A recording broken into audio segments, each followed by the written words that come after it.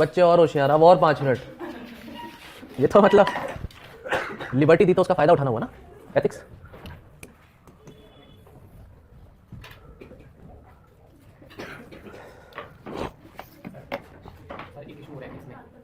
एक इशू है, झूठ बोल रहा।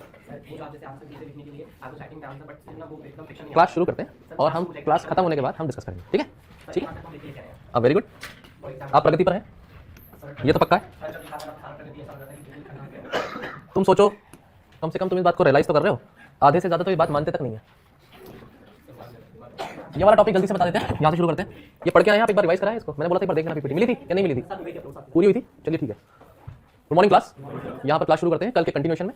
एक जो टॉपिक हमारा बचा था वो है effect of public relationship on private relationship, ठीक है? तो ये इतना ही है, पब्लिक रिलेशनशिप का इंपैक्ट प्राइवेट पे क्या है और उसका नेगेटिव कॉनोटेशन हमें देखना, नेगेटिव इंपैक्ट क्या है। तो एक इंपैक्ट है स्पिल ओवर, मतलब आपका पब्लिक रिलेशनशिप में किसी से नाराजगी है, गुस्सा है, स्ट्रेस है काम का, और आप उसको आकर के अपने घर में, अपने बीवी पर, अपने बच्चों पर, अपने पेरेंट्स पर निकालो। और ये चीजें हम देखते हैं कि कभी कभी हर इंडिविजुअल अपनी लाइफ में ऐसी चीजें महसूस करता है। इनफैक्ट एक स्टूडेंट भी जब उसके एग्जाम चल रहे होते हैं तो इतना स्ट्रेस में आ जाता है कभी कि घर में खाना बनता है तो कहता है चिल्ला करके ये क्या बना दिया, एक तो वैसे एग्जाम में ऊपर से अच्छा खाने को भी नहीं मिल रहा। मतलब दिस इज लाइक कि एक आदमी ऑफिस में क्या लड़के आया कि उसका गुस्सा घर में निकल रहा है। So this is spill over effect, ठीक है? बहुत ही सिंपल है, कॉमन एग्जांपल है। टाइम मैनेजमेंट का इशू ये है कि भाई ऑफिस में लोगों को बोला जाता है कि भाई काम खत्म करना है, टारगेट पूरे करने हैं। ऐसे एनवायरमेंट और स्ट्रेसफुल एनवायरमेंट में लोगों को ओवर टाइम करना पड़ता है, इसमें वो अपनी फैमिली को टाइम नहीं दे पाते। तो अगर आपकी पब्लिक लाइफ में, पब्लिक रिस्पॉन्सिबिलिटी में, पब्लिक सर्वेंट होने पर टाइम इतना ज्यादा जा रहा है तो आप वो टाइम प्राइवेट रिलेशनशिप को कम देंगे। और उससे होगा क्या कि भाई एक इंडिविजुअल के लिए हो सकता है कि अपने बच्चों को बस ब्लैंकेट के अंदर ही बड़ा होता देख रहा हूँ।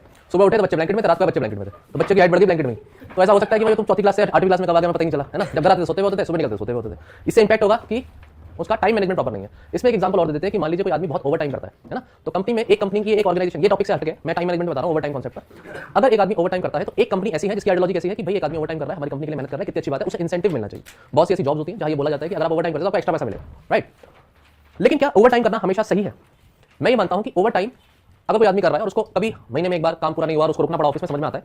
लेकिन अगर वो रोज रुकता है तो इसका मतलब ये भी है कि जो काम उसे 8 घंटे में करना था वो उसे करने की कैपेसिटी नहीं रखता और इसे 8 घंटे से ज्यादा 10 घंटे लग रहे हैं, मतलब उसकी एफिशिएंसी कम है। तो हमेशा हर बार हम ओवर टाइम को पॉजिटिव नहीं दे सकते। लेकिन एक कंपनी जिसके एथिकल वैल्यूज ऐसे हैं कि वो ओवर टाइम को एप्रिशिएट करता है और दूसरी कंपनी कहती है कि हमें लगता है कि आप इनएफिशिएंट है इसलिए आपको ओवर टाइम करना पड़ता है, we are sorry, we are firing you. तो आदमी सोच सकता है मैं तो मेहनत करता हूं, कंपनी कहती है 8 घंटे, मैं तो 10 घंटे देता हूं। कंपनी कह रही है 8 में करो, 7 में करो, घर जाओ। हमें नहीं चाहिए आदमी तो 10 घंटे काम करे, हमें चाहिए आदमी 7 घंटे में काम खत्म करे। तो कंपनी के एथिकल वैल्यूज, कंपनी के पॉलिसीज, नॉर्म्स, उसकी सोच, उसकी आइडियोलॉजी, ये दोनों आदमियों को एप्रिशिएट करके उसे एम्प्लॉय ऑफ द मंथ भी बोल सकती है। ये एप्रिशिएट करने की बजाय डिप्रिशिएट कर दे, उसकी सैलरी भी कम कर दे या उसको बाहर भी निकाल दे। ओवर टाइम पे ध्यान रखना। Overtime as a statement, overtime office में करना, उसको कैसे लिखना है, दोनों तरह से लिखा जा सकता है। I want you to think in both the dimensions. Ethics में सबसे ज्यादा इंपॉर्टेंट है, इनफैक्ट लाइफ में भी। अगर आप दोनों डायमेंशन में सोचेंगे तो इसकी वजह से आप जजमेंटल नहीं होंगे, प्रेजुडिस नहीं आएगा आपकी लाइफ में, अंदर मन में। एक आदमी पीछे से हॉर्न दे रहा है गाड़ी चलाते हुए और बहुत तेजी से आपको हॉर्न दिया जा रहा है, तो आपके दिमाग में आएगा कितनी गंदी गाड़ी चला रहा है, कितनी गलत गाड़ी चला रहा है, what is this, and you might feel irritated. But there is another aspect also, हो सकता है हॉस्पिटल कहीं जल्दी पहुंचना हो सकता है वो कोई पुलिस ऑफिसर हो जिसको किसी केस के लिए जल्दी जाना हो सकता है, वो तो डॉक्टर हो गई, हमें नहीं पता, पर हम जजमेंटल हो जाते हैं और उसको एकदम से जज करते हैं। एथिक्स आपके ये माइंड को ओपन करता है जहां पर ये अलग अलग डायरेक्शन में सोचने पे आपको हेल्प करता है, ठीक है? तो याद रखना हर टॉपिक के पहलू है। नेक्स्ट टॉपिक आपका है प्राइवेट रिलेशनशिप का इंपैक्ट पब्लिक पर। अब प्राइवेट का इंपैक्ट पब्लिक पर, इसमें इसी एग्जांपल को मैंने लिया है, जो एग्जांपल मैंने अभी आपको बताया वो एग्जांपल आप लिखेंगे एग्जाम में। कैसे लिखेंगे? ये मैकग्रीगर्स मॉडल है मोटिवेशन का। मैकग्रीगर मॉडल मोटिवेशन का ये कहता है कि अगर मैनेजमेंट, एक थ्योरी देता है कि अगर मैनेजमेंट स्टाफ को ये बोले, रिप्रेसिव एटीट्यूड रखे, कंट्रोल करे स्टाफ पर, उसकी प्रोडक्टिविटी को लिमिट करे या एक ऐसा एनवायरमेंट, एक ऐसा डिप्रेस्ड कल्चर ऑफिस में क्रिएट करे, तो स्टाफ ऐसे में क्या होगा, उल्टा नेगेटिव हो जाएगा, हो सकता है छोड़ के भी चला जाए, कंपनी का नुकसान भी कर दे। जैसे कि मान लीजिए किसी बैंक में एम्प्लॉइज हैं। अब बैंक का काम है कि आपको क्रेडिट कार्ड बेचने हैं, बैंक का काम है कि आपको हमारे हेल्थ इंश्योरेंस के प्रोडक्ट बेचने हैं, लोगों को लोन करवाना चाहिए। तो ऐसे में इंडिविजुअल के टारगेट अगर पूरे नहीं होते तो उसको हो सकता है कि सुनाया जाए, उसको उल्टा बोला जाए, उसको ग्रुप ऑफ टीम जो मार्केटिंग की है उसके बीच में उसको एम्बैरेस किया जाए।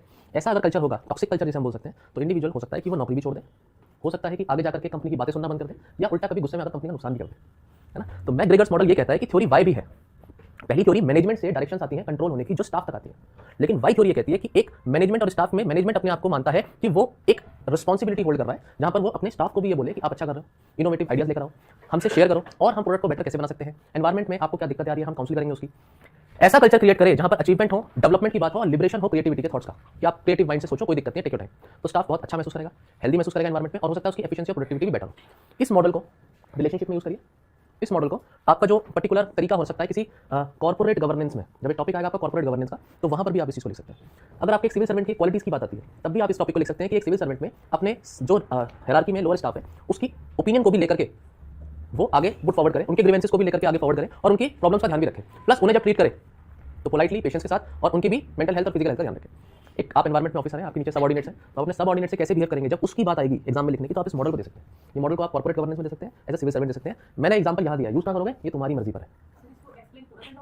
मैंने इस तरह से समझाया, आप इस मॉडल के 2 लाइनें पढ़ लीजिए, वो लिख के आइए, कोई दिक्कत नहीं। डिटेल में नहीं जाना। According to McGregor's model of motivation topic आता है, उसमें लिख सकते हैं। Theory X says, theory Y says, और बनाइए 2 लाइनें लिखिए, that's it. Next topic of discussion यहाँ पर ये इंटरपर्सनल रिलेशनशिप में भी आप देख सकते हैं। पॉजिटिव मूड बहुत जरूरी है, तो ऐसा मानते हैं कि भाई हैप्पी वाइफ हैप्पी लाइफ। अगर एक फैमिली के रिस्पेक्ट में सोचना, ये है कोट है प्रॉपर, गेविन रॉसडेल की कोट है प्रॉपर, और कोट में लिखा है कि आपकी फैमिली में अगर सभी मेंबर्स खुश हैं, पर्टिकुलरली वाइफ, तो आपका जीवन अच्छा चलेगा, आपकी फैमिली जुड़ी रहेगी, आपके बच्चे जो यंगर वंस हैं और जो एल्डर्स हैं वो सब जुड़े रहेंगे, क्योंकि वुमेन सेंटर होती है फैमिली का। वुमेन उस पूरी फैमिली को डायरेक्ट कर सकती है सही डायरेक्शन में, उसे कंस्ट्रक्टिवली या डिस्ट्रक्टिवली वो उसके हाथ में होता है। और इसीलिए कहते हैं कि एक अगर आदमी को एजुकेट करते हो तो एक इंडिविजुअल को एजुकेट करते हो, लेकिन जब एक वुमेन को एजुकेट करते हो तो एक फैमिली को एजुकेट करते हो। ये कोट हो गई, थॉट हो गया, इसे पर्सनल भी लिख सकते हो आप। Educating a man, educating a individual, however educating a women it means educating a family, ठीक है। और इंडियन सोसाइटी से भी लिंक कर सकते हैं, मतलब ये तो मत लिखना। इंडियन सोसाइटी में ये कह सकते हैं कि एक वुमेन होती है जो अपना घर छोड़कर अपने हस्बैंड के घर जाती है, तो वो अपनी उसके लिए पूरी लाइफ बदल जाती है, पूरी लाइफ चेंज हो जाती है। तो इस तरह से वो बहुत इंपॉर्टेंट सेंट्रिक रोल प्ले करती है, क्योंकि वो नई जगह जाती है, तो नए एनवायरमेंट में how she adopts and how she brings the positive changes it's in her hands, ठीक है। अब वुमेन ये बात मानेगी नहीं, बोलेगी हमें तो ताकत ही नहीं है, ऐसा नहीं है, ठीक है। चलो, it's a debatable topic, we will not discuss it. Effects of private relationship on public, इसमें मैंने स्ट्रेस आपको कल बता दिया था, प्रेजुडिस मैंने कल बता दिया था। एनीवेज कॉमन चीजें हैं, ये भी मैंने आपको कल बता दी थी। यहां तक कोई डाउट है? प्रेजुडिस को मैंने बताया था कि आपने पहले ही मान लिया कि ये ऐसे लोग हैं, स्टीरियोटाइप क्रिएट कर लिया, तो मैंने कल ही बताया था, ठीक है। बाकी लेसन्स लर्न ग्रेट लीडर से क्या है, ये चीज आपको दी है स्लाइड में, तो इसको थोड़ा सा पढ़ के आइए। इसमें कोई बहुत ऐसी चीज नहीं है जो बहुत टफ है ना। कुछ चीजें मैंने आज होमवर्क में दी थी, उसको डिस्कस करेंगे। अब मैं चलूंगा सीधे नेक्स्ट टॉपिक पर। कोई डाउट यहाँ पर? लेसन्स क्या हुआ? लेसन्स लर्न में ये है कि हम जब फिलोसफर्स और सारे जो थिंकर्स हैं इंडियन एंड वेस्टर्न, तो उस केस में हम philosophers and thinkers and leaders को वैसे ही पढ़ेंगे, तो ये टॉपिक अपने आप रिलेट हो जाएगा, ठीक है। हमारा नेक्स्ट टॉपिक ऑफ डिस्कशन है human values. Please raise your hand when you want to speak. Okay, let's start the topic and will take the doubts further, okay. Just give us few minutes, और इस topic को थोड़ा आगे बढ़ाने के बाद आपकी क्वेरी ले लेंगे। टॉपिक है ह्यूमन वैल्यूज का, ओके। वैल्यूज वर्ड में समझा चुका हूं, व्हाट आर वैल्यूज, है ना। क्या होती है वैल्यूज, मैंने आपको बताया था। वैल्यू वर्ड का एक लिटरल मीनिंग सिंपल है, वर्थ। मैं इस चीज को वैल्यू करता हूं, तो मेरे लिए वो कितनी वर्दी है, कितनी इंपॉर्टेंट है। किसी के लिए टाइम वैल्यूएबल हो सकता है, किसी के लिए टाइम वैल्यूएबल नहीं है, तो वो पंचुअल होगा क्योंकि उसके लिए टाइम की वैल्यू है, और किसी के लिए टाइम की वैल्यू नहीं। तो आपके पेरेंट्स कभी बोलते हैं पड़े हुए वीडियो गेम खेलते हो, टाइम की कोई तुम्हें वैल्यू नहीं है, किल कर रहे हो टाइम, तो फिर तुम चक्कू लेके आते हो, बोलते हो लो मैंने टाइम किल कर दिया, किल। बच्चे हो, कुछ भी करोगे, लेकिन yes time has a value, it is true. Values कितनी ज्यादा आपके लिए इंपॉर्टेंट है और पर्टिकुलर वैल्यू कितनी ज्यादा इंपॉर्टेंट है, उस पर डिपेंड करेगा कि वो जब वैल्यू टूटेगी तो दुख कितना होगा। क्योंकि मैं तो झूठ नहीं बोल सकता, और मैं जब झूठ नहीं बोल सकता ना, तो मेरा चेहरा लाल हो जाएगा जिस दिन झूठ बोलूंगा, और मुझे वैसे ही पकड़ लेंगे मेरे दोस्त, पकड़ लेते हैं। ऐसा होता है, कभी कुछ लोग बोलते हैं मेरे से मत बोलो यार झूठ, मैं तो माफ करो तुम बोल रहे हो, और मुझसे पूछा मैं तो बोल दूंगा सच, है ना, मुझसे मत कहना। तो वो क्या है कि उनकी वो वैल्यू है जो वो टूटने पर उन्हें दुख होगा। तो वैल्यू एक वर्थ है, ठीक है। वैल्यू को डिफाइन कर सकते हैं कि इसमें टाइम लगता है किसी वैल्यू को बनने में, और इमोशंस का भी इन्वॉल्वमेंट होता है वैल्यू को बनने में। मैं भी मॉरल्स भी डिस्कस करूंगा, हल्का सा डिफरेंस है, लेकिन अभी वैल्यू की बात कर रहे हैं। किसी भी वैल्यू को क्रिएट होने में आपका टाइम गया होगा, किसी भी वैल्यू को क्रिएट करने में आपके इमोशंस भी लगे होंगे। एक वैल्यू बनने में गांधी जी के लिए स्टीलिंग ना करना एक्सपेरिमेंट से ट्रुथ बताया था कि कितने ज्यादा उनके एफर्ट्स लगे। फैमिली मेंबर को उन्होंने रुला दिया, तब उन्हें रियलाइज हो कि हाँ ये मैंने बहुत गलत कर दिया, अब तो करना ही है। और जब उस इमोशनल एक्सपीरियंस को उन्होंने महसूस कर लिया, तो अब वो वैल्यू टूट नहीं सकती, और टूटेगी तो दुख भी उतना ही होगा। वैल्यूज क्या हमेशा पॉजिटिव ही होती हैं? ऐसा कुछ नहीं है, वैल्यूज के नेगेटिव कॉन्नोटेशन भी हैं। तो क्या बोलते हैं कभी कभी कुछ बूढ़े लोग, जब तुम गलत करते हो, आज की जनरेशन ऐसे ही है, इनके फैमिली वैल्यूज ही ऐसे बोल देते हैं कभी कभी, फिर तुम बोलते हो अरे अंकल मुझे डांटो, फैमिली वैल्यूज पे क्यों आ गए। और वो बेचारे थोड़े परेशान होते हैं तो डांट देते हैं, तुम सुन लो कोई बात नहीं, क्योंकि तुम्हारी फैमिली वैल्यू ये भी है कि हम एल्डर्स को रिस्पेक्ट करते हैं, तो आप कुछ भी बोलो कोई बात नहीं, ये भी फैमिली वैल्यू है। तो फैमिली वैल्यूज की बहुत इंपॉर्टेंस है सोसाइटी में। अच्छे आपसे कभी बचपन में बोला गया होगा कि इस दोस्त के साथ नहीं बैठना, तुम्हारा ये दोस्त हमें ठीक नहीं लगता, जरा दूर रहो इससे। आज भी हो सकता है ऐसा हो रहा हो, बस फ्रेंड्स के नाम और शक्ल बदल जाती है, आगे भी हो सकता है। तो आपके कभी कभी पेरेंट्स, कभी कभी काम जो एम्प्लॉयर होता है आपके, वो लोग आपको बताते हैं इससे दूर रहना, इससे पास रहना, ये अच्छा आदमी है, ये बुरा आदमी है, तो उनकी वैल्यूज पे उसको जज करते हैं। ये बहुत झूठ बोलता है, ये ऐसे ही झूठ बोलता है, इसकी वैल्यूज नहीं है कुछ भी। तो ये आपकी वैल्यू है, जो चीजें बहुत ज्यादा इंपॉर्टेंट है। अब वैल्यूज पहली बात तो इसको ऐसे डिफाइन करा गया कि क्वालिटीज हैं जो हमारे लिए इंपॉर्टेंट है, एक तरीका ये डिफाइन करने का, मैं सारे बता रहा हूं। बेंचमार्क है, कुछ स्टैंडर्ड्स हैं जो डिजायरेबल है हमारे एक्शन के लिए, जिस पे हमें मेजर किया जाएगा। इसके अलावा एक बिलीव भी है इंडिविजुअल के। कब है इलेक्शन, ये कब है? 4 तारीख को, चलो कोई बात, ठीक है कर लो।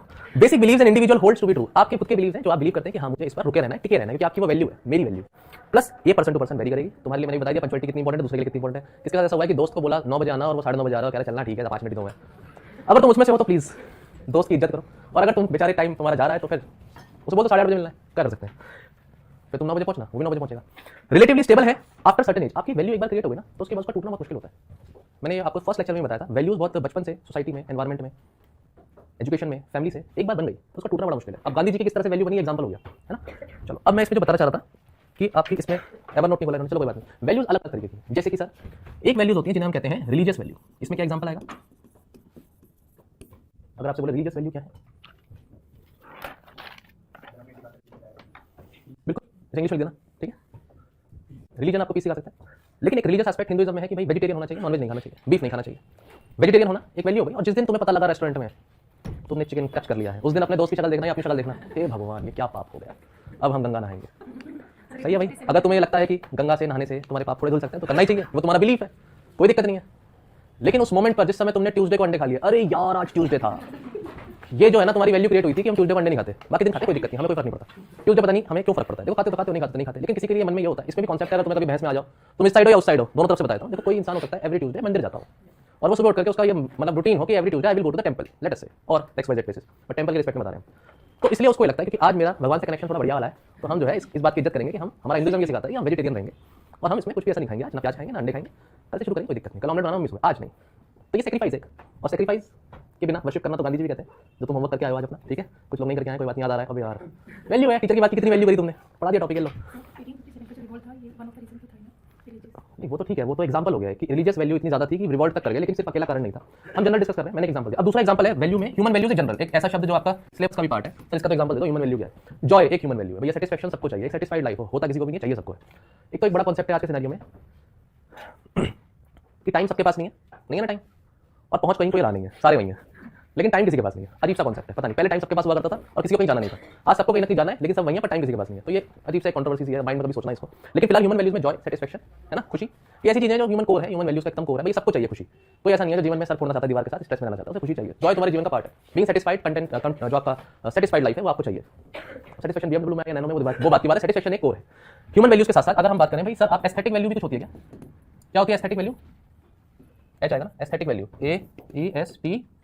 AESTHETIC यही होगा ना, चेक कर लेना एस्थेटिक वैल्यू की स्पेलिंग। एस्थेटिक वैल्यू क्या होती है, एस्थेटिक वैल्यू शब्द सुना है? देखो एस्थेटिक वैल्यू है कुछ चीज़ों की ऐसी वैल्यू होती है जैसे पैसे में नहीं तोल सकते। मतलब जब रिजॉर्ट बुक कराओगे, ऐसे समझाओगे तो समझ में आएगा, बट लिखना अलग तरीके से। रिजॉर्ट बुक कराना है, जब रुकने जाओगे तुम कहाँ जाओगे, हिमाचल जाओगे, उत्तराखंड जाओगे, पहाड़ों में, जम्मू कश्मीर जाना है, वहाँ तो क्या ही बुक कराओगे। खैर जम्मू कश्मीर रिजॉर्ट बुक कराने की वजह तुम कोशिश करोगे ठंडी दुनिया की मैं क्लोज कंपार्टमेंट में रहूँ, एनीवेज। लेकिन वहाँ जब मैं गार्डन में शाम को इवनिंग में वॉक पे निकलता हूँ तो मुझे कुछ बर्ड्स की आवाज़ आती है, कुछ पत्ते बढ़िया से हिल रहे होते हैं, एकदम ग्रीनरी होती है, कुछ फूल दिखते हैं, क्या बात है, मजा आ रहा है। बस ये एस्थेटिक वैल्यू है, जो ब्यूटी है, नेचर की ब्यूटी है, ये नेचर की एस्थेटिक वैल्यू है, ठीक है। तो एस्थेटिक वैल्यू वर्ड का आप इंग्लिश मीनिंग आप यही है, बिल्कुल ब्यूटी से रिलेटेड है, लेकिन इसको जनरली एनवायरमेंट के साथ लिंक कराया था। और एक एनवायरमेंट का जब आप लिखते हैं ना कि वैल्यू क्या है एनवायरमेंट की, एनवायरमेंट में इकोनॉमिक वैल्यू लिखते हो कभी ऐसे लिखने को आ गया ना एनवायरमेंट पर, तो एनवायरमेंट की एक तो इकोनॉमिक वैल्यू लिखोगे कि एनवायरमेंट देखो, पेड़ पौधे देखो, हमें कितना कुछ देते हैं, हमसे कुछ मांगते नहीं है। ये तो बचपन में 4th क्लास के बच्चों को सिखाया जाता है, पेड़ों से हमें देते हैं, हमसे कुछ लेते नहीं, पेड़ों जैसे बनो, एक जगह खड़े रहो। इसका ये मतलब नहीं है, इसका ये मतलब है सेल्फलेस हो जाओ। सेल्फलेस होने का एक पेड़ों का एग्जांपल है, एनिमल्स का एग्जांपल है, they give us products and they do not demand anything, ठीक है। खाना हम देते हैं जरूर, जो देते हैं खा लेते हैं। हम एनिमल नहीं है, हम सोशल एनिमल में एक हायर हायरार्की में ऊपर लेवल पर है, क्योंकि हमारा थॉट प्रोसेस है।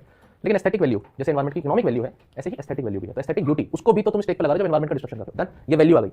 इकोनॉमिक वैल्यू सर ने भी बोला, तो इकोनॉमिक वैल्यू में क्या आएगा, कभी किसी बढ़िया से रेस्टोरेंट में जाते हो दोस्तों के साथ, और वहां जाने के बाद क्या बोलते हो, ठीक है मतलब लेकिन ज़्यादा ही ले रहे हैं पैसे, इतनी तो वैल्यू नहीं है इसकी जितना मांग रहे हैं, इससे जो ठेले पे 10 रुपये की पी लेते हैं यार कॉफी, वो ज़्यादा मुझे दे देती, एक तो 10 रुपये की होती। अच्छा खुशी इस बात की नहीं कि तुम्हारी कॉफी कैसी है, खुशी इस बात की है कि 10 रुपये की है या वो 1000 रुपये की है या वो 300 रुपये की है। जज कैसे हो रहा है, उसके इकोनॉमिक सेंस से करते हो ना, कर चुके हो या किसी दोस्त को देखते हो जो करता है, पी लेना अच्छी तो है तुम्हें बोलता है पी लो ना, ठीक है जो भी पैसे की अच्छी तो लगी रही है, अच्छी है, लेकिन इसके पैसे बहुत ज़्यादा है भाई, इतनी महंगी है ये, इससे अच्छा 50 रुपये कम कर दो, बढ़िया जाता। 50 रुपये से कॉफी का टेस्ट तो नहीं बदल जाता, लेकिन उसके दिमाग में इकोनॉमिक वैल्यू की इंपॉर्टेंस इतनी है।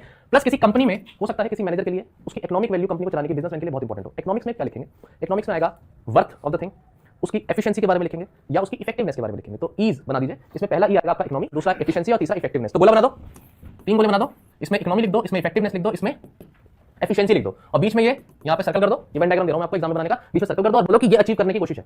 अब कंपनी के लिए आया एग्जांपल लिखना, तो कंपनी के लिए लिख देना। तुम्हारी वर्थ किसी चीज को तुम खरीदने जाते हो, बार्गेनिंग करते हो, उसके लिए लिख देना। आदमी घर खरीदने जाएगा तो वो इस एस्पेक्ट में सोचेगा ना, वर्कर से काम कराएगा तो एफिशिएंसी के बारे में सोचेगा कि एक कंपनी बिस्किट की फैक्ट्री बना रहा हूं तो कितने बिस्किट बन रहे हैं घंटे में, कितनी पैकेजिंग हो रही है, कितने मार्केट तक पहुंचे, ऐसे सोचेगा। इकोनॉमिक वैल्यू, ठीक है। और भी कोई वैल्यू होती है, सबसे इंपॉर्टेंट मॉरल वैल्यूज। अब सर ये वैल्यू और मॉरल वैल्यू इसमें भी कुछ अंतर है, मतलब कभी कभी ऐसे लगता है सर क्या पढ़ रहे हैं, मतलब ये कौन सी दुनिया है, ये तो चलते फिरते हम सुनते रहते हैं, सब पता तो है, लेकिन एकदम से बोलूंगा जो आज मुझे भी स्टूडेंट ने बोला सर क्या ही लिख रहा हूं मैं, जिसमें वो भी आ रहे हैं। मॉरल वैल्यू को डिफाइन करो, कैसे करेंगे, एक तो वर्ड मॉरल आ गया, ऊपर से सर ने वैल्यू भी पढ़ाया है, तो how will you define moral value. चलो एग्जांपल दे दो, डिफाइन मत करो, एग्जांपल दे दो। सच बोलना, कंपैशन होना, सिंपल है ना, कॉवर्ड नहीं हो, है ना, तो आप ब्रेवरी एक ऐसी वैल्यू है, वैल्यू तो है। फिर पीस आना, प्रॉमिस नहीं तोड़ना, ये सारी चीजें क्या है, ये आपकी वैल्यू है जो मॉरल वैल्यू, मतलब आपने जितनी सारी बातें बोली वो सारी अच्छी बातें थी या नहीं थी। तो जब मॉरलिटी आ जाती है तो मॉरल वैल्यूज का मतलब वो वैल्यूज जो गुडनेस और गुड कैरेक्टर को बता रही है। वैल्यू नेगेटिव भी हो सकती है, फैमिली वैल्यूज ही खराब है तुम्हारी, कैसे बोला, किसी ने किसी को बोला गया क्रिटिसाइज करते हो, तुम्हारी फैमिली वैल्यूज ही खराब है, तुमने अपनी फैमिली से ही सीखा होगा कि जो है पिटाई कर दो किसी की भी छोटी सी बात पे, वायलेंस।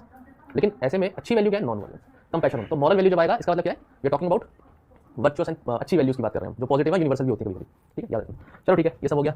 और कोई इसमें वैल्यू रह गई, स्पिरिचुअल वैल्यू कैसे लिखोगे, स्पिरिचुअल भी तो वैल्यू हो सकती है, जहाँ पे फिलोसॉफिकल थॉट्स की बात हो, ठीक है, वहां पे हम स्पिरिचुअल लेवल पे आ जाएंगे, जहां पे इंडिविजुअल के बिलीफ और उसकी कनेक्टिविटी विद द एनवायरमेंट हो, वो स्पिरिचुअल है। सोशल वैल्यू क्या हुई, और भी डीप में जाते हैं, चलो सोशल वैल्यू क्या हुई, एग्जांपल देते हैं जल्दी से। एक ऐसी सोसाइटी जहां पर लोग मिलजुल कर रहते हैं, the bonding and living together is social. तो यहाँ पे सोशल वैल्यू क्या है, एक बॉन्डिंग के साथ टुगेदरनेस, ये वैल्यू है, ठीक, काफी है इतना। वैल्यूज के आपको अलग अलग एग्जांपल, अलग अलग फॉर्म्स, अलग अलग टाइप वैसे पढ़ा दिया हमने। अब ये एग्जांपल है, सिंपल सा एग्जांपल है भाई, ऑनेस्टी एम्पैथी तो बता दिया मैंने, बाकी हम बड़े जनों के पैर छूते हैं। तो एक मिनट, पहला क्वेश्चन इनका था, तो हम इनसे पहला क्वेश्चन ले लेते हैं, इस टॉपिक को खत्म करके सेकंड आपसे ले लेंगे, ठीक है, ओके, ठीक, नहीं सही तरीके से चलेंगे, ठीक है, एथिक्स पढ़ा रहे हैं यार, फिर तुम गलत महसूस नहीं करोगे, फिर बुरा महसूस नहीं करोगे, सर मेरे साथ ही मतलब हमेशा वाई मी। तो आप मैं आपसे पूछता हूँ जल्दी 2 मिनट दो।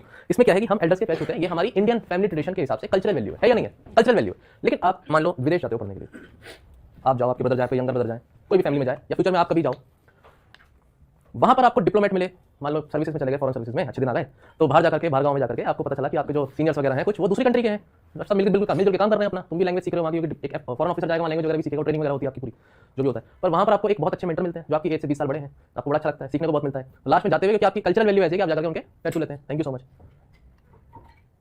और वो कहते हैं व्हाट आर यू डूइंग, क्या कर रहे हैं यार। मान लो वो ब्रिटिश है, मान लो वो अमेरिकन है, तो वो ऐसे बोलेगा what is this, is something happened, am I okay, no it's actually sir Indian tradition and Indian culture, we respect elders, it's a Indian cultural value that we possess and this is the respect that I want to give. तो तुम्हें पूरा explanation देना पड़ेगा 150 word का, तो पहले उन्हें, क्योंकि तुमने पैर छू लिए थे। First day you'll go first day and you might say नमस्ते, तो ठीक है चलो आपने ग्रीट कर दिया, लेकिन उसके बाद श्रीमान जी ऐसा कुछ लगाते हैं ना आगे पीछे, सफिक्स इंडिया में तो लगते हैं, एंड वहां वो क्या बोलेंगे, just call me Mark, just call me Bob ji, श्रीमान बॉब जी, मैं ये कहना चाह रहा हूँ what is this, call me Mark, what is this. तो आपका ये क्या है, कल्चरल वैल्यू, इंडियन वैल्यू, छोटा सा एग्जांपल है, याद रहे, ठीक है, एग्जाम में लिख सकते हैं, यस, बिकॉज जो वेस्टर्न कल्चर वैल्यू है वो कॉलिंग बाय नेम है directly and it irrespective of the age and anyone can greet you. अब जैसे यू है, इंग्लिश में क्या you, what are you doing, अब यू आप लगाओ बड़े के लिए, छोटे के लिए, छोटे से छोटे के लिए, बड़े से बड़े के लिए, बस यू बोलते चले जाओ। इंडिया में ऐसा नहीं है, तुम, आप, तुम्हारे, आप लोगों के, उसमें भी लोग हो गए तो आप हो गया पूरा प्रॉपर। हिंदी सीख लेना भाई, एग्जाम होता है पूरा, ऐसा कुछ नहीं है कि नहीं आती है तो 10th में पढ़ी होगी कभी, लेकिन हिंदी का पेपर लिखना है, कर लेना थोड़ा बहुत मेहनत। मैं ये बता रहा हूँ कि हमारा कल्चरल वैल्यू, यहाँ पे इंडियन कल्चरल वैल्यू मैंने आपको थोड़ा सा सेंस दे दिया। अब आपका क्वेश्चन सर मैंने एक क्वेश्चन देखा था कल, तो इज एथिक्स ऑप्शनल? मेरे समझ नहीं आया आपका क्वेश्चन। लंबा क्वेश्चन था, मुझे यही नहीं समझ में आ रहा है क्या एथिक्स जो है वो ऑप्शनल है, मतलब फिलोसफी हो सकती है, देख चेक कर लेना एक बार, है ना। बाकी आपका पॉलिटिकल साइंस, उसमें फिलोसफिकल एस्पेक्ट तो आता है, पॉलिटिकल साइंस का जो बेसिक कोर है फिलोसफिकल तो है। इसका क्वेश्चन था कि एथिक्स करना जरूरी है या ऐसा था, मतलब शायद, मतलब मैं मुझे नहीं समझ में आ रहा आपका क्वेश्चन, ये क्वेश्चन लेकिन वो नहीं है जो आप पहले पूछना चाहते थे। आपने पहले मुझसे पूछा था कुछ और, आपने मुझसे पूछा था सर मैं लिखने जा रहा हूँ तो मैं लिख नहीं पा रहा हूँ। अच्छा वो तो सर मतलब मैंने बीच में सुधार करते हैं डिस्कस, ये पर्सनल हो गया, हम इसको पर्सनल डील करेंगे, ठीक है, आराम से पकड़ करके आपको। आपका क्वेश्चन ओवरलैपिंग है, हाँ है, नहीं आप बस लिखिए, कोई दिक्कत नहीं, ओवरलैपिंग है, I understand, I agree with you, कोई दिक्कत नहीं है।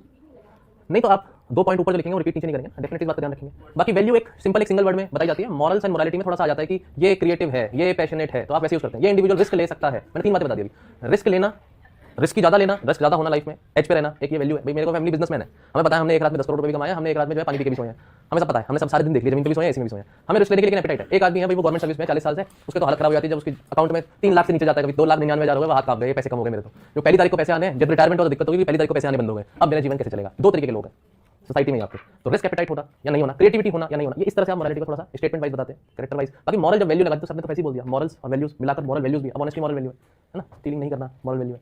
तो यस यू आर राइट, ये ओवरलैपिंग है, इसमें एग्जांपल्स भी ओवरलैपिंग हो सकते हैं, इट्स ओके, इट्स ओके, वो है ही। इसमें अनटिल अनलेस बिल्कुल क्वेश्चन आ जाए कि एथिक्स और वैल्यू में डिफरेंशिएट करो, या बिल्कुल मॉरल्स और वैल्यूज में डिफरेंशिएट करो, या वर्च्यूज और वैल्यूज में डिफरेंशिएट करो, तब फंस जाओगे। मैं हूं ना, मैं दे दूंगा अभी डिफरेंसेस, कोई दिक्कत नहीं, बुक्स में है, मैंने भी खुद बनाया नहीं है, मैं भी आपके लिए मेहनत करके कहीं से 4 जगह से ढूंढ करके लिख कर ला रहा हूं। कुछ एग्जांपल्स अपने क्लास में बन जाते हैं, तो I am working for you, don't worry. जब शैडो वाला एक वेन डायग्राम में बीच का पार्ट का मतलब होता है तीनों का अमेलगमेशन। एक कंपनी एफिशिएंट है, बढ़िया प्रोडक्ट बना रही है, एक कंपनी इकोनॉमिकली प्रोडक्ट बना रही है, वो इफेक्टिव नहीं है, उसका प्रोडक्ट मार्केट में वो इंपैक्ट ही नहीं कर रहा। वही एक्स वाला एग्जांपल केस कर दिया था, डिस्कस कर रहे थे हम, है ना, एक्स के एग्जांपल में केस कर दिया था बंदे ने कि वो इफेक्ट नहीं दे रहा, उसको जो इफेक्ट चाहिए था, तो वो पार्ट मिसिंग हो गया ना। एक कंपनी इकोनॉमिकली अच्छा कर रही है, एक कंपनी में जो है इफेक्टिवनेस भी उसके प्रोडक्ट की, लेकिन वो एफिशिएंटली उस प्रोजेक्ट को बना नहीं पा रहे, इसका मतलब अपना टारगेट मीट नहीं कर पा रहे। 400 लोग 400 जो ऑर्डर लेते हैं, कमिटमेंट 200 का ही कर पाते हैं, 200 का कर नहीं पाते, एफिशिएंट नहीं है उसकी लेबर, 8 घंटे में उतना काम नहीं करती, इतना करना चाहिए। एक कंपनी में चलाने के लिए तीनों चीजें जब हो जाएंगी, उसका ओवरलैपिंग जब बीच का क्वेश्चन आप सर्कल कर देंगे, अंडरलाइन कर देंगे, शेड कर देंगे, इसका मतलब है वो तीनों पे खरी करती है और उसको हम इकोनॉमिक वैल्यू में ला सकते हैं। आप समझे, एक वेन डायग्राम का बेसिक कॉन्सेप्ट समझो, ठीक है। मैंने एक टॉपिक आपको पढ़ाया था, नहीं पढ़ाया था पता नहीं, जैसे वन हेल्थ अप्रोच पढ़ते हो, ये वन हेल्थ अप्रोच अपने आप में एग्जांपल है। इस अप्रोच में सुना है कभी? अरे एनवायरमेंट में पढ़ते हो वन हेल्थ अप्रोच, एनवायरमेंट नहीं पढ़ा आपने भी, तो जिसने पढ़ा जिसने नहीं पढ़ा मैं उसकी डिटेल में नहीं जा रहा। एनवायरमेंट में एक वन हेल्थ अप्रोच है। अब जूनोटिक डिजीज फैल रही है, एनिमल्स से, जूनोटिक डिजीज का मतलब एनिमल से ह्यूमंस को डिजीज फैल रही है, तो हम क्या कहते हैं, हम कहते हैं भाई अगर सिर्फ इंसानों को बचाने जाओगे तो इंसान बचेगा नहीं, क्योंकि तुम सिर्फ हेल्थ सोच रहे हो इंसान के पर्सपेक्टिव से। हेल्थ टॉपिक पे भी आता है, एनवायरमेंट में भी आता है, ये हर तरीके से यूज कर सकते हो, एथिक्स में यूज कर सकते हो। इस अप्रोच में आप कहते हो कि हमें सबसे पहली बात तो ह्यूमन हेल्थ के बारे में तो ध्यान रखना ही है डेफिनेटली, लेकिन ह्यूमन हेल्थ के साथ साथ हमें अब एनिमल्स की हेल्थ का भी सोचना पड़ेगा कि एनिमल्स को भी वैक्सीन प्रॉपर लग रही है कि नहीं लग रही। कैटल से कोई डिजीज इंसानों को फैले तो कैटल को ही पहले ट्रीट करें, उस पर ध्यान रखें, उसके भी खाने पीने का ध्यान रखें, उसकी हाइजीन का भी ध्यान रखें। एनिमल्स का ध्यान रख लिया आपने, ह्यूमंस का ध्यान रखने की कोशिश है, लेकिन आपका एनवायरमेंट ही पॉल्यूटेड है, फायदा क्या हुआ? दोनों को ही नुकसान होगा। तो आपको अब एनवायरमेंट पे भी फोकस करना पड़ेगा। तो अल्टीमेटली आप कहते हो कि जब हम इन तीनों को शेड करके, इन तीनों के बीच में जब हम कहीं काम करेंगे और तीनों को इक्वल इंपॉर्टेंस देकर के हेल्थ पर वर्क करेंगे, तब हम हेल्दी हो सकते हैं। This is one health approach. This approach is required now that we must focus in all directions. ये आप एक बेसिक अपने आप में पूरा 10 नंबर क्वेश्चन आ सकता है वन हेल्थ अप्रोच पर। एनवायरमेंट हेल्थ आपका टॉपिक है, जिस पेपर 2 का टॉपिक आई थिंक। तो हेल्थ आपका इकोनॉमिक्स में भी आता है। तो यहाँ पर ये प्लीज इसमें एथिक्स में एग्जांपल कैसे यूज करेंगे आप देखिएगा, इट्स फाइन। बाकी वेन डायग्राम जो आप चाहते थे कैसे बनाते हैं मैंने बता दिया। अब चलते हैं वैल्यू पर कि एक सर्दियां बहुत हैं तो कुछ लोग आपको दिखेंगे जो चैरिटी करते हैं, कंबल बांटते हैं। तो उनकी वैल्यू क्या है? कंपैशन।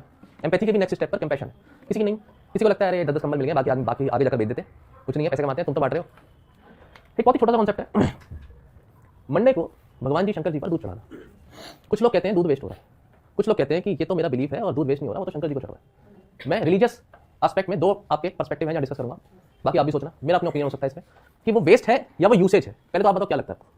पहले तो ये बताओ, ये टॉपिक पता भी है, शंकर जी भगवान पता है, शिव जी के बारे में पता है। दूसरी बात, उनको मंडे को बहुत लोग जाते हैं, कभी किसी मंदिर में सुबह 9 बजे चले जाना। मंडे को तुमने आज तक नहीं किया है, सब्जेक्ट के लिए चले जाना अपने, कोई बात नहीं, तुम मानते हो नहीं मानते तुम्हारी मर्जी, लेकिन मंडे को जाकर देखना लाइन कितनी बड़ी लगी है और लोग दूध चढ़ा रहे हैं। तो क्या वो वेस्टेज है? क्योंकि देखो वो जा तो रहा है, ड्रेन ही हो रहा है, मतलब इसमें तो डिनाई नहीं है, दिखेगा भी आपको। लोग कुछ लोग कलेक्ट कर लेते हैं, अलग बात है, लेकिन मैक्सिमम नहीं कलेक्ट करते। लेकिन वो यूसेज है या वो, और आपके फैमिली मेंबर में भी कोई ये कर रहा हो, तो बस इस पर एक ऐसी कंट्रोवर्सी है, जो सपोर्ट में है वो आपको मारेंगे और जो सपोर्ट में नहीं है वो मॉडर्न थॉट्स में आ जाएंगे कि क्या यार गरीबों को दे दे पैकेट, इस पैकेट को तुमने मूर्ति पे चढ़ाया तो बाहर बैठे गरीब को दे दे, चाय बना के लेता अपनी।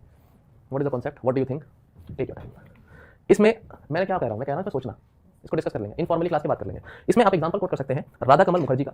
उनका ये स्टेटमेंट था कि वैल्यूज को हम कैसे डिफाइन करते हैं। तो कल फ्यूचर में अगर आप वैल्यू को डिफाइन करने जाते हैं और किसी फिलोसफर, किसी ये इकोनॉमिक्स के प्रोफेसर रहे हैं, ये सोशियोलॉजी इकोनॉमिक्स के प्रोफेसर रहे हैं, 1899 में करीबन इनका जो है 1889 इफ आई रिमेंबर करेक्टली 1889 में बॉर्न हुए, तो ब्रिटिश एरा के टाइम पे प्रोफेसर वगैरह थे, तो बहुत बड़ी पर्सनैलिटी हो गई कि बहुत बुक्स हैं इस टॉपिक पर। और ये वैल्यू को डिफाइन करते हैं socially approved desires and goals that are internalised through the process. और वो कौन सा प्रोसेस है? वो प्रोसेस है कंडीशनिंग का। नहीं समझ में आया कंडीशनिंग क्या हो गया? कंडीशनिंग क्या होती है? देखो, एक बच्चे को तुम चॉकलेट दिखाते हो और उसे बोलते पानी लेकर तब मिलेगी, और तुम बड़े भाई बहन हो, फिर तुमने और क्या होगा, तो 5 साल का बच्चा 1-2 साल का, 2 का तो नहीं समझ पाएगा, लेकिन तुम 10 साल के और बच्चा 5 साल का, चलो समझ पाएगा। पानी लेगा बाकी चॉकलेट मिलेगी, पानी लाएगा तो चॉकलेट मिलेगी, पानी चॉकलेट। 3 दिन बाद तुम बाहर से खेल करके वापस आओ और अपने छोटे भाई को देखोगे पानी लेकर के गेट पर, पानी चॉकलेट। आपने कंडीशनिंग कर दी उसकी। कंडीशनिंग का मतलब है आपने उसके माइंड को ऐसे कंडीशन किया हुआ है कि अगर ये है तो ये हो जाएगा। There is a condition associated. तुम्हारे फादर तुमसे कहते हैं नंबर एक बार आ गए ना तो फिर तुम मांग, तुझे क्या चाहिए? बोर्ड में इतने आ गए तो फिर ले लेना मुझसे तुम्हें जो मांगना है, प्रॉपर्टी मेरे नाम कर दो, वो तो बेटा वैसी हो जाएगी, फिर गया और नहीं बाइक दिला देना एक बढ़िया सी, है ना, फिर वो प्रॉमिस हो गया। कंडीशनिंग, तुम्हारी कंडीशनिंग बचपन से ऐसी करी हुई है कि जब तुम्हारे अच्छा मार्क्स आते हैं तो तुम्हें कुछ मिलता है, ये कंडीशनिंग है। तुम्हारी वैल्यू किसी कंडीशन पे डिपेंड हो सकती है, वो कंडीशन तुम्हारी अपब्रिंगिंग में क्या रही वो डिपेंड करेगी, ठीक है। तो वो कंडीशनिंग प्लस लर्निंग, पढ़ाया गया, सिखाया गया, समझाया गया, लर्न कराया गया स्कूल में, ये गलत ये सही। मॉरल साइंस एक सब्जेक्ट होता है आज भी, पर मॉरल साइंस की एक बुक आती थी, छोटी छोटी कहानियां होती थी और उसमें कोई एक लर्निंग छुपी होती थी लास्ट में, है ना। 2 बकरियां हैं, छोटा सा पुल है, आमने सामने खड़ी हो गई, अब वो बकरी पुल पर लड़ रही हैं, मैं जाऊंगी पहले, इस चक्कर में दोनों पुल टूट गया दोनों वाली। अगर आप ऐसी कहानी छोटी छोटी प्यारी क्यूट कहानियां, ये बड़ी सिंपल सी कहानी लामे कोट कर देना, ऐसे शुरू कर लेना इस कहानी से। सुन लो मेरी बात, ये जो कहानी छोटी सी एक लाइन बोली ऐसे शुरू हो सकता है आराम से, बस तुम्हारे लिखने का तरीका अच्छा होना चाहिए, ठीक है। कोई भी एक फिलोसफिकल ऐसे आता है और यहाँ से शुरू कर सकते हो, तो बस हो गया शुरू ऐसे, ऐसी कहानियों से छोटी छोटी पंचतंत्र की कहानियों से शुरू हो सकता है, बंदर और बिल्ली के छोटी सी एनेक्डोट से शुरू हो सकता है, जो तुम बचपन से सुनते आ रहे हो। सुनिए ना, नहीं बिल्लियां लड़ गई, बंदर रोटी ले गया, है ना, ऐसे कुछ है ना। तो ये कहते हैं कि लर्निंग के थ्रू, कंडीशनिंग के थ्रू और सोशलाइजेशन के थ्रू आपकी वैल्यूज कैसी हो रही है, जो वैल्यूज इंटरनलाइज आपके अंदर जा रही है, एक तरीके से आपके जहन में अंदर तक भर जाएंगी एंड फाइनली अप्रूव करेंगे, डिजायर करेंगे आपका गोल लाइफ में किस डायरेक्शन में। समझ में आया? तो इसको कोट कर सकते हैं, डेफिनेशन के लिए दे दिया। बाकी वैल्यूज के फीचर्स आपको कुछ चीजें मैंने बता दी हैं, आपके बिहेवियर का इंपैक्ट करेगा। अगर चोरी करना बुराई नहीं है और मेरी वैल्यू है कि यहाँ फर्क पड़ता है तो मैं जाकर के मार्केट करके चोरी कर लूंगा, तो मेरा बिहेवियर मतलब मेरे एक्शन वैसे हो जाएंगे, ठीक है। इसके अलावा मोटिवेट करेगा किसी पर्सन को डायरेक्टली इनडायरेक्टली कि वो कैसा डिजायरेबल मैनर में एक्ट करे, ऑनेस्ट रहना रहे, नहीं रहना मत रहे, उसकी वैल्यू वैसी है या नहीं है। तुम्हारी जिंदगी में ऐसा सिनेरियो बनता है जहाँ तुमसे बोला जाता है चल घूमने चलना है, प्लान बन गया है, मम्मी को क्या बोलूँ यार, बोल देना शादी वादी है दोस्त की, बोल दे बड़े भैया भी साथ जा रहे हैं, बोल दे हम तो 10-15 लोग जा रहे हैं, बोल दो बस से जा रहे हैं पर हम जा तो बाइक से रहे हैं। ऐसे में तुम्हारा दूसरा दोस्त होता है जो क्या बोले, मैं तो सच बोलूँगा घर पे, आई एम सॉरी, अब यार तेरे पापा मेरे पापा को जानते हैं, तू बोलेगा तो मेरे पापा को बोल देंगे, फिर मैं पिट जाऊंगा, मैंने झूठ बोल दिया। ये सब जो है ना, ये सब जो खिचड़ी है, ये दोनों की वैल्यूज बता रही है। एक आदमी के लिए अपने पेरेंट्स को सच बोलने की वैल्यू और दूसरे का अपने पेरेंट्स से छिलके को गाड़ी से, ये एक दूसरा एग्जांपल, पहला खत्म हो गया, छिलके को गाड़ी से बाहर फेंक देना, केला खाया बाहर, दूसरे से पूछा कि तूने केले का छिलका बाहर क्यों फेंक दिया, it is biodegradable man, it's all right, it is not plastic. This is how one of the UPSC aspirant can give you the answer, क्योंकि उसे लॉजिक पता है और तुम उससे आर्ग्यू नहीं कर सकते। संतरे के बीज फेंकने से कोई पॉल्यूशन नहीं हो रहा भाई, इट्स बायोडिग्रेडेबल। तू ये सोच कि प्लास्टिक नहीं फेंकना चाहिए, हाँ लेस का पैकेट होता ना तो डस्टबिन में ही फेंकता यार। पोल्यूशन और लिटरिंग करना तो वो तो गलत ही है ना, मतलब तुम हाईवे पे छिलका फेंके जा रहे हो बिल्कुल अपनी गाड़ी से, भी ऐसे करके पीछे वाली गाड़ी का बिना ध्यान रखे, वैल्यू फेंकना है या नहीं है, या फिर बच्चे को शीशे पर गाड़ी चलते हुए गाड़ी पर खड़ा कर दिया विंडो पर, तो ये सब चीज़ें हो सकती हैं, पॉसिबली लोग कर सकते हैं। फिर वो स्वच्छ भारत में फिर आमिर खान जी आते हैं और वो बोलते हैं कि देखो ऐसी चीज़ें नहीं करनी चाहिए। ये पास्ट है डेफिनेटली, वो पहले आते थे, अब तो नहीं आ पाते हैं, लेकिन बहुत कंट्रोवर्सी की वजह से। लेकिन वो स्वच्छ भारत और ट्रेडिशनल इंडिया और इनक्रेडिबल इंडिया का एग्जाम्पल आप कोट करिएगा। अच्छा, वो याद आ गया, इनक्रेडिबल इंडिया का एग्जाम्पल कोट करिएगा कैंपेन गवर्नमेंट की तरफ से, जहां पर इंडिया के जो व्यू, जो परसेप्शन बना हुआ इंडिया को लेकर के, क्या पढ़ते हो हिस्ट्री में पढ़ते हो ना कि सांप सपेरों की लैंड है ना। तो फिर नमस्ते लंदन में अक्षय कुमार आता है, 4 बातें बोलता है, देखो इंडिया में ये भी इंडिया में ये भी इंडिया, वो मतलब क्या ना, वो तुम्हारे लिए एंटरटेनमेंट के लिए। लेकिन माय पॉइंट इज कि हाँ यस, इनक्रेडिबल इंडिया कैंपेन को आप कहीं कोट कर सकते हो, वेरी गुड इनिशिएटिव, ठीक है। बाकी जॉय सेटिस्फेक्शन पीस मैंने बढ़ा दिया, ये सिविलाइजेशन के लिए एसेंशियल कॉन्स्टिट्यूएंट भी है वैल्यू। ये फीचर्स हैं, फीचर्स में कुछ ऐसी बात है जो आपको नहीं समझ में आ रही, वो सिंपल चीजें हैं। ये आपके कैरेक्टर को, आपकी मोरालिटी को भी डिटरमाइन करेगा आगे जाकर के, और ये आपके लिए एथिकल चॉइसेस, जब एथिकल डायलेमा में आओगे तो आपकी वैल्यू कौन सी जो इंपॉर्टेंट है कौन सी नहीं है, वो आपके एथिकल डायलेमा को भी डील करेगा, ट्रीट करने में, कि मतलब आपके लिए क्या वैल्यूएबल है, ज्यादा किसकी वर्थ ज्यादा है। फिर आपने जो एथिकल डायलेमा है उसमें वो ऑप्शन को चूज करेंगे कि मेरे लिए ये वैल्यू की ज्यादा इंपॉर्टेंस है, ठीक है। एक बहुत सिंपल सा केस स्टडी और है कि भाई अगर आपको दिख रहा है बॉर्डर पर सिपाही को लड़ते हुए दिख रहा है 5 लोगों को, कि हमारे सामने जो है कुछ इन्फिल्ट्रेशन करने वाले कुछ लोग हैं, है ना, और वो कुछ 10 लोग ही हैं, हम 4 हैं, हम लोगों ने देख लिया है, पकड़ लेते मार देते हैं, let's go into the encounter. Infiltration word का मतलब बताता हूं, पहाड़ी चढ़ करके कुछ जो है टेररिस्ट घुस रहे हैं कंट्री के अंदर, इन्फिल्ट्रेशन हो रहा है, दूसरी कंट्री से बॉर्डर पार करके वो इलीगल तरीके से घुसते हुए आपको दिख रहे हैं। कारगिल में भी यही हुआ था कि इन्फिल्ट्रेशन हुआ था और वो हाइट पर जाकर के बैठ गए थे, जब तक हमें वो रियलाइज हुआ तब तक हमें डिसएडवांटेजेस पोजीशन पे थे, so they can target us very well easily. इसकी वजह से हमारा नुकसान थोड़ा ज्यादा हुआ था, दो हम जीते, वो बात अलग है, लेकिन इस बात का हमने ध्यान भी नहीं रखा कि वो कब तक कब में घुस करके पहाड़ी तक चढ़ गए। मैं आपको सिचुएशन दे रहा हूं जिसमें 4 सिपाही सर्विलेंस टीम के हैं और वो देख पाते हैं बहुत आराम से कि इन्फिल्ट्रेशन हो रहा है, एविडेंस दिख रहा है क्लियरली, वो दूरबीन से अपना देख सकते हैं। अब वहां पर आप ऑफिसर हो, लीडिंग पोजीशन में, कमांडिंग पोजीशन पे हो, आपकी रिस्पांसिबिलिटी ऐसी लग रही है, वहां पर आपके पास 2 डायलेमा आ रहे हैं। एक डायलेमा तो ये है कि चलते हैं, पकड़ते हैं, मारते हैं, इसलिए तो हम सर्विलेंस कर रहे हैं, तो कुछ गड़बड़ी हो तो रोकें उसको, पहला ऑप्शन। दूसरा ऑप्शन ये है कि जो हो रहा है इसे होने दो, पहली बात तो अभी, क्योंकि हम हैं सिर्फ 4 लोग। इंपॉर्टेंट ये है कि हम इस इंफॉर्मेशन को लेकर के जाएं और 100 लोगों के साथ आए, क्योंकि हमें दिख वो 10 रहे हैं पर पीछे 10 और हो सकते हैं। तो what would be your mode of action, इसमें कहीं सही क्या है और इसमें गलत क्या है, और जो ऑप्शन आपने चूज किया उसके सही और गलत पहलू क्या है, क्या अगर सोच पाते हो तो जल्दी से 5 मिनट डिस्कस कर लेते हैं, ये आपको बहुत चीजें बता देगा।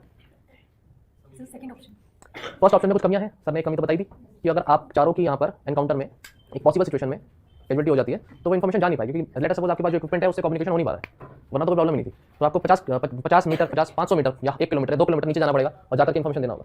तो ये केस है अपने आप में, ये डायलेमा आते हैं, यहाँ पर एथिक्स इन्वॉल्व होती है कि आपकी ड्यूटी, करेज, आपके अंदर क्या है, करेज है, ब्रेवरी है बहुत ज़्यादा, आपकी वो वैल्यू है कि मैं बर्दाश्त नहीं कर सकता कि मेरे सामने हो रहा है और मैं बन गए तुम ऐसे सिपाही। लेकिन सिपाही को ट्रेनिंग में ये भी सिखाया जाता है कि अगर आप लीडिंग पोजीशन में तो आपकी टीम मेंबर्स की जो जान है वो आपके हाथ में है, तो आपका डिसीजन उनको देखकर भी होगा। 4 जने एनकाउंटर करेंगे तो डेफिनेटली हो सकता है कि कैजुअलिटी हो जाए, लेकिन जब 100 करेंगे तो हम उन्हें घेर लेंगे, दैट इज ट्रू। तो ये चीज़ों में जरूरी है कि वैल्यू कौन सी इंपॉर्टेंट है। अगर ब्रेवरी और करेज जैसी वैल्यू इतनी ज़्यादा इंपॉर्टेंट है कि फिर आप अपनी ट्रेनिंग को भी डिफाई करने को तैयार हो, आप अपने दोस्तों की जान पर भी, क्योंकि उसमें तो एक जना कहता है सर मेरे को लगता है हमें नीचे जाना चाहिए, नहीं हम लड़ेंगे, आप लीडर हो, आप बोलो नहीं हम लड़ेंगे, अरे वो ये नहीं कह रहा कि उसको अपनी जान की परवाह लड़ना नहीं चाहता, वो ये कहना चाहता है कि सर इन्फॉर्मेशन नहीं दी तो गड़बड़ हो जाएगी। पर आप लीडर पोजीशन पे ऊपर बताओ हमें बस लड़ना है, बनेंगे कोई बात नहीं, चलेंगे बस, हमारी सोचिए वैल्यू, एग्जांपल वैल्यू का ब्रेवरी कर दिया मैंने।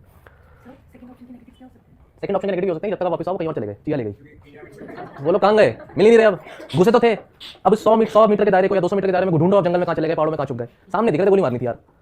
मैं बहुत ही हो सकता है साधारण लैंग्वेज में तुम्हें आम जनता की तुम्हारी खुद की भाषा में बताता हूँ कुछ चीजें, लेकिन वो मैं इसलिए करता हूँ ताकि तुम रिलेट कर पाओ बस अपनी पोजीशन पे। अब क्या करें, साउथ इंडिया में तो दोस्त लैंग्वेज में बात करते हैं और ऊपर दोस्त लैंग्वेज में करते हैं, तुम्हारी आम दिल्ली की भाषा में बात कर रहा हूँ मैं। तुम्हें समझ में आया मैंने सेकंड ऑप्शन में क्या कमी बताई? हाँ नेक्स्ट सोचो, मेरा काम यही है तुम्हें सोचने में मजबूर करना, तुम्हारी ओपिनियन मेरी ओपिनियन तुम पे थोपना नहीं, तुम्हारी खुद की ओपिनियन को भी क्रिएट करना। मैंने तो तुम्हें 2 रास्ते दिए, तीसरा रास्ता भी बनता है जो एग्जाम में लिख के आना था। 2 लोग वहां रुकेंगे, 2 लोग नीचे जाएंगे, 3 लोग वहां पर ध्यान रखेंगे, एक को भेजेंगे तू तो चला जा, भागता हुआ जाके इन्फॉर्मेशन दे, हम लड़ने जा रहे हैं, हमारे लिए रोकना बहुत जरूरी है, आप जाइए, आप सबऑर्डिनेट है, आप डिफाइन करेंगे मेरे ऑर्डर्स को, जाकर के पहले नीचे रिपोर्ट करिए कि यहाँ काउंटर चल रहा है, जल्दी से वो फोर्स भेजे है, और एटलीस्ट ये इक्विपमेंट जो तुम्हारे हाथ में है, सिग्नल यहाँ नहीं आ रहे ना, 50 मीटर नीचे भागते थे वहाँ सिग्नल आ जाएंगे। बहुत ऑप्शन है भाई, मैं डिस्कस करने जाऊँगा 20 मिनट निकल जाएंगे, लेकिन ये सोचो आप, ठीक है, घर जाकर के ना लिख लो पॉइंट, और मैं कह रहा हूँ पूरे दिन पढ़ाई करो, पूरे दिन मेहनत करो, और सोने से 1 घंटा पहले जब टीवी किताब सब बंद कर दो तो आराम से बैठो, दोस्तों के साथ बैठो, थोड़ा सोचो क्या पढ़ा आज, क्या किया आज, कैसे जिया आज, कुछ फायदा हुआ आज की पढ़ाई का नहीं हुआ, think of all this things and then just sleep. Morals और वैल्यूज में डिफरेंस है, सामने दे दिया बिल्कुल थ्योरेटिकल, एग्जाम में तो ये लिखा ना, पढ़ा दिया, दे दिया मैंने, मैं समझा देता हूँ एक बार। मॉरल्स जो है ये एक आदमी के बिहेवियर की बात करते हैं और ये गलत हो रहा है या सही हो रहा है उसको जज करने में हेल्प करेंगे, लेकिन वैल्यू खुद पॉजिटिव कॉनोटेशन हो सकता है, इसका नेगेटिव कॉनोटेशन हो सकता है। तो हर वैल्यू सही और गलत के बारे में बताएगी ऐसा तो जरूरी है नहीं, है ना, लेकिन वैल्यू एक इंडिविजुअल को बताएगी कि उसका बिहेवियर कैसा हो जाए और उसको मोटिवेट करेगी कि उसको कैसे आगे काम करना है, क्योंकि अगर गलत वैल्यू है तो गलत कर देगा, सही वैल्यू है तो, लेकिन मॉरल अगर आप हो तो आपके पास वो इंटेलेक्ट है कि आप सही और गलत को पहचान सको, बाद में करोगे क्या वो बात की बात है, लेकिन पहचानने की क्षमता मोरालिटी से आएगी, मॉरल से अगर है तो। मुझे पता था मैं गलत कर रहा हूं लेकिन मैंने फिर भी किया, बट यू आर अवेयर, ठीक है। कैरेक्टरिस्टिक में आप ये कह सकते हो ये इंडिविजुअल को सोशल एक्सेप्टेंस या इंपॉर्टेंस दिलाएगा, ये मॉरल आदमी है, इसके मॉरल्स हैं, he is a moral person, you will be accepted. Value नहीं बता सकती कि आपको सोसाइटी में एक्सेप्टेंस मिलेगी या आपको रिजेक्ट किया जाएगा, क्योंकि आपकी वैल्यू ही वो डिटरमाइन करेगी कि आगे क्या होना है। मॉरल्स आपको हमेशा इंडिविजुअल को गेन ही करवाएंगे। क्या डिफरेंस क्लियर हो रहा है? वैल्यू इनबिल्ट होती है, वैल्यू इनबिल्ट होती है, ऐसा कुछ नहीं है।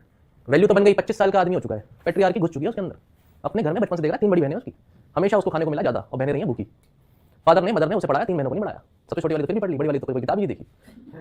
मैं रियलिटी बता रहा हूँ, कुछ ये हो सकता है, नहीं होता भी हो। नए कपड़े जब आए तो छोटे भाई के लिए ही आए, बहनों के लिए नहीं आए। बहनों में भी बड़ी बहन के लिए आए क्योंकि बड़ी है, लेकिन छोटी 2 बहनों ने तो वही पहना जो बड़ी बहन ने पहना था, उनके लिए तो नए आए ही नहीं। समझ में आ रहा है? अब ये 25 साल का आदमी हो चुका है, वो बचपन से देख रहा है, उसने अपनी मदर को देखा और अब उसकी वाइफ आती है घर में, उसकी शादी हो जाती है, बहनों की बड़ी की शादी हो चुकी है, तो पैट्रियार्की उसके माइंड में घुस चुकी है। अब उसकी वाइफ अगर कहती है कि मुझे बाहर जाकर नौकरी करनी है, तो देखो अगर बहुत ज़्यादा प्यार है, ये रह ही नहीं सकता आदमी, तो तुम जो कह दो कोई बात नहीं, ध्यान रखना अपनी नौकरी छोड़ के उसकी नौकरी के बाहर बैठा, सब ठीक है ना। ये तो खैर एक्सेप्शन है, एक्सेप्शन हम यहाँ डील नहीं करेंगे। लेकिन आदमी हो सकता है उस समय डिनाई करते हैं, हमारी बहनों ने कोई ऐसी नौकरी नहीं करी, हमारे घर में भी तो बहनें थी, आपको भी कोई जरूरत नहीं, ठीक है, तो भाई पैट्रियार्की है। आपका वो पॉइंट है ना, फिर ये है कि वैल्यू जो है वो इनबिल्ट भी बहुत ज़्यादा हो सकती है, और वो ऐसी हो सकती है कि फिर वो 25-30 साल का आदमी हो जाए, टूटेगी भी नहीं।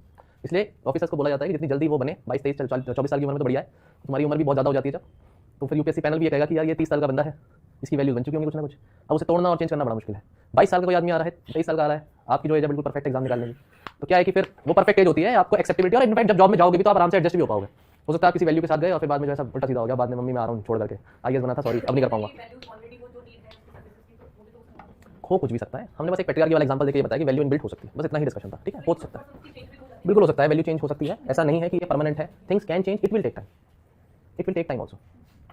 अब 4 साल की बीटेक करते हुए, 3 साल की ग्रेजुएशन करते हुए, जब हर बार तुम्हें दोस्त ये बोलेंगे बोल देना झूठ घर वालों से, तो तीसरे साल में आते हैं 4th ईयर में तुम भी झूठ बोल ही दोगे, क्योंकि 3 साल से तुम्हारे दोस्त भी कंडीशनिंग कर रहे थे तुम्हारी, ठीक है। चलो, expression usually seen in the form of statement and general rules, morals general rules की तरह है, लेकिन वैल्यूज क्या है, ये बहुत ही वेरीड है और पर्सन टू पर्सन बिल्कुल वेरी करेंगी, पॉजिटिव या नेगेटिव सेंस में। इन्फ्लुएंस किससे होंगी, ये सामने आपके डिफरेंस, मुझे इसमें बताने की जरूरत नहीं है। बाकी जनरली ये इंडिविजुअल बिहेवियर को सोली गाइड करती है, जबकि मॉरल्स जो है ना आपकी सोसाइटी से भी आते हैं, आपके रिलीजन से भी आते हैं। मॉरल्स आपके अपने होंगे, मैं एथिक्स और मॉरल्स में डिफरेंस पढ़ा चुका हूं। Ethics society standard society decide करती है, मॉरल्स आप डिसाइड करते हो। आपने रिलीजन से क्या सीखा और आपने सोसाइटी से क्या चीज सीखी, वो आपकी है। सोसाइटी में, रिलीजन में यही करना है, चप्पल तो उतारनी है टेंपल के बाहर, नहीं किया तो पंडित जी खुद आके पिटाई कर देंगे। इतना सा बच्चा है, चप्पल लेके घुस जाए, पंडित जी को देखना मंदिर में, या कभी किसी एल्डर पर्सन को देखना मंदिर में, किसका बच्चा है ये, इसको बोलो चप्पल बाहर उतारे, तुरंत निकलेगा मुंह से, पक्का गारंटीड। उसमें बच्चा बच्चा बच्चे को मारेंगे नहीं, माँ बाप कहाँ है, किसके साथ आया है, उसे पकड़ो, सिखाया क्यों नहीं इसे, होगा या नहीं होगा, होगा ना। तो आपको वहां पर ये सोसाइटी का एथिक्स है, रिलीजियस एथिक्स है, ये स्टैंडर्ड्स है, फॉलो करना ही करना है। मंदिर में चीख चीख के बातें नहीं करनी, लड़ाई करके देखो मंदिर के भगवान जी के सामने खड़े होगा, तूने ये किया, तूने कान पकड़ के 4 आदमी ले जाएंगे बाहर, तुम्हें लड़ना तो सड़क पे लड़ो, मंदिर में मत लड़ो, होगा। लेकिन मैं कह रहा हूँ रिलीजन से आपने क्या सीखा, मैंने भगवत गीता से ये सीखा, मैंने कुरान से ये सीखा, क्रिश्चियनिटी से ये सीखा, होली बाइबल बुक से ये सीखा, तो वो आपने सीखा, आपने सीख करके बैठ गए अपने मन में, तो आपके अपने मॉडल्स हैं। मैं कह रहा हूँ वैल्यूज इंडिविजुअल की ही बिल्कुल ही है, मतलब वो हो सकता है वैल्यू यहाँ से आ जाए, दैट इज फाइन, जो कि होगा ही, तुम भी सोसाइटी का पार्टी हो, लेकिन ये जो है इंडिविजुअल बिहेवियर की बात करता है, और ये सोसाइटी कल्चर से, आपने रिलीजन से क्या चीज सीखी खुद से, वो उसकी बात करता है। बहुत थिन मार्जिन है, ओवरलैपिंग होगी, दैट इज ट्रू। लास्ट है change, they tend to remain the same for long period of time. Morals change हो जाएंगे जब आप अपनी सोसाइटी ही चेंज कर लेंगे। अब आपको रहना पड़ जाएगा अफगानिस्तान में, तो क्या पैट्रियार्की और क्या मॉडर्ननेस, जो कह रहे हैं कर लो, अब तुम अपने मॉरल छोड़ो पीछे, है ना। तो होता है ना कभी कभी कुछ केसेस में होता है कि कभी कभी कुछ लोगों की जान स्टेक पर है बिल्कुल एकदम, और आपको लगता है कि नहीं मैं तो ये करूंगा, तो लोग कहते हैं मुन्ना भाई पिक्चर, मुन्ना भाई मूवी में जब वो डीन के सामने, सबने देखी होगी पक्का, तो वो डीन के सामने से जो जो क्वेश्चन पूछता है, तो वो डीन बोलता है कि अगर ये आदमी अभी लेक्चर छोड़ के बाहर नहीं गया तो इस साल कोई भी लेक्चर नहीं होगा। याद आ रहा है वो सीन, और सारे के सारे क्या बोलते हैं उसको, मुन्ना चल तू अब बाहर निकल, तू बाहर जा भाई, है ना। अब यहाँ गड़बड़ हो जाए, यहाँ पे हमारे सर पे आ रही है सबके, तो क्या है कि मैं उसी एग्जाम्पल की बात कर रहा हूँ, यहाँ पर वो मॉरल सही बोल रहा है, अच्छी बात बोल रहा है, सच्ची बात बोल रहा है, वो सब छोड़ भाई, अभी तू ये कर ले चुपचाप, चेंज हो गया एकदम से। वैल्यू क्या है, किसी की भी पेशेंट की जाने से नहीं जानी चाहिए, इसमें जो प्रोटोकॉल है, पॉलिसी है, वो चेंज होनी चाहिए। मेरी वैल्यू है कि कोई भी इनोसेंट या किसी को भी ट्रीटमेंट नहीं मिलता, ये बहुत गलत है, मैं तो आगे डॉक्टर बनना चाहता हूँ, कोर्स कर रहा हूँ चाहे फर्स्ट ईयर में, बट इनोसेंट और इस तरीके से जो ट्रीटमेंट ना मिलना पेशेंट को, ये मेरी बस की नहीं है। तो यहाँ पे वैल्यू क्या आई, कौन सी वैल्यू है यहाँ पर, आपको एक्शन लेने की। कंपैशन ऐसा है कि एक गरीब आदमी यहाँ पर बाहर बैठा हुआ है सर्दी में, और वो उसको इलाज के लिए आया है, मैं भाग के इलाज करूँगा उसका, इर्रिस्पेक्टिव ऑफ द फैक्ट कि मेरी ड्यूटी आवर्स भी खत्म हो गए, ठीक है। डिफरेंस लिख पाओगे एग्जाम में, ऐसे क्वेश्चन पे हम फंस जाते हैं अगर हमने प्रॉपर होलिस्टिक तरीके से एग्जाम की सिलेबस के अकॉर्डिंग तैयारी नहीं करी, आप अच्छा आंसर नहीं लिख पाओगे। और यहाँ पर आप देखो आपको 5 डिफरेंसेस मिल रहे हैं, क्रैमिंग करके भी जा सकते हो, लेकिन मुझे लगता है मैंने अभी जैसे समझा दिया है एग्जांपल जनरल देकर के, 2 बार सोच लेना, एक बार देख लेना, फिर तुम अपने आप ही लिख लोगे, फिर तुम्हें क्रैमिंग नहीं करनी पड़ेगी। जैसे difference between cramming and understanding, focus on understanding. Widely known good value, अच्छी अच्छी वैल्यूज की बात करते हैं भाई, एनिमल से प्यार होना चाहिए। एक डिबेट चल रही है सोसाइटी में, कुत्ते आते हैं बाइट कर जाते हैं, एक बच्चे को बाइट किया एक डॉग ने, बच्चे की डेथ हुई, रिसेंट केस है, सिंपल एग्जाम में सीधा लिखा जा सकता है, डू नॉट वरी, एक कोट करा जा सकता है। कंट्रोवर्सी जहां पर एनिमल लवर्स और ह्यूमैनिटी के रिस्पेक्ट में ये सोचने वाले कि इंसान इंपॉर्टेंट है, एनिमल इंपॉर्टेंट है, तो there is a debate between animal important है, इंसान इंपॉर्टेंट है। तो इसको डिफेंड करने के लिए सोसाइटी में जैसे ही कोई बोलेगा किसका डॉगी है ये, बाहर निकालो इसे, तो animal lovers will come up in protest, और ये फिर सोशल मीडिया पे भी हो रहा है। तो ये एक एग्जांपल है एनिमल बाइट का, इसको आप लिख लीजिए, एग्जाम में आप इसे यूज कर सकते हैं वेरी ट्रूली। नहीं, ज्यादा डॉग्स हो गए प्रॉब्लम नहीं है, वो ज्यादा डॉग्स मिलकर के प्रॉब्लम क्रिएट कर रहे हैं, वो प्रॉब्लम है। नील गाय ज्यादा हो जाती है, अनाज और फसल खराब होने लगती है, इसको एग्जांपल वैसे ले लेते हैं। और जब फसल खराब होने लगती है तो क्या ऑर्डर मिलता है, गवर्नमेंट से परमिशन क्या जाती है, culling of the animals, word here is culling, CULLING, culling. Culling of the animals सही है या नहीं है, एग्जांपल मैंने किसी को दिया था साइड में, so you can use that actually, जो आप कहना चाहते हो वहां पर वैसा लिखोगे तो थोड़ा सा अपीलिंग होगा आंसर शीट पर। बात अभी वही कह रहा हूं, मैं भी कह रहा हूं, मैंने बस उसको लिखने का तरीका ऐसा कर दिया, और मैंने शब्द बड़ा सा यूज कर लिया, कलिंग ऑफ एनिमल्स, तो वो एग्जामिनर को भी थोड़ा अपील करेगा, आपको भी करेगा, और आंसर भी अच्छा देगा।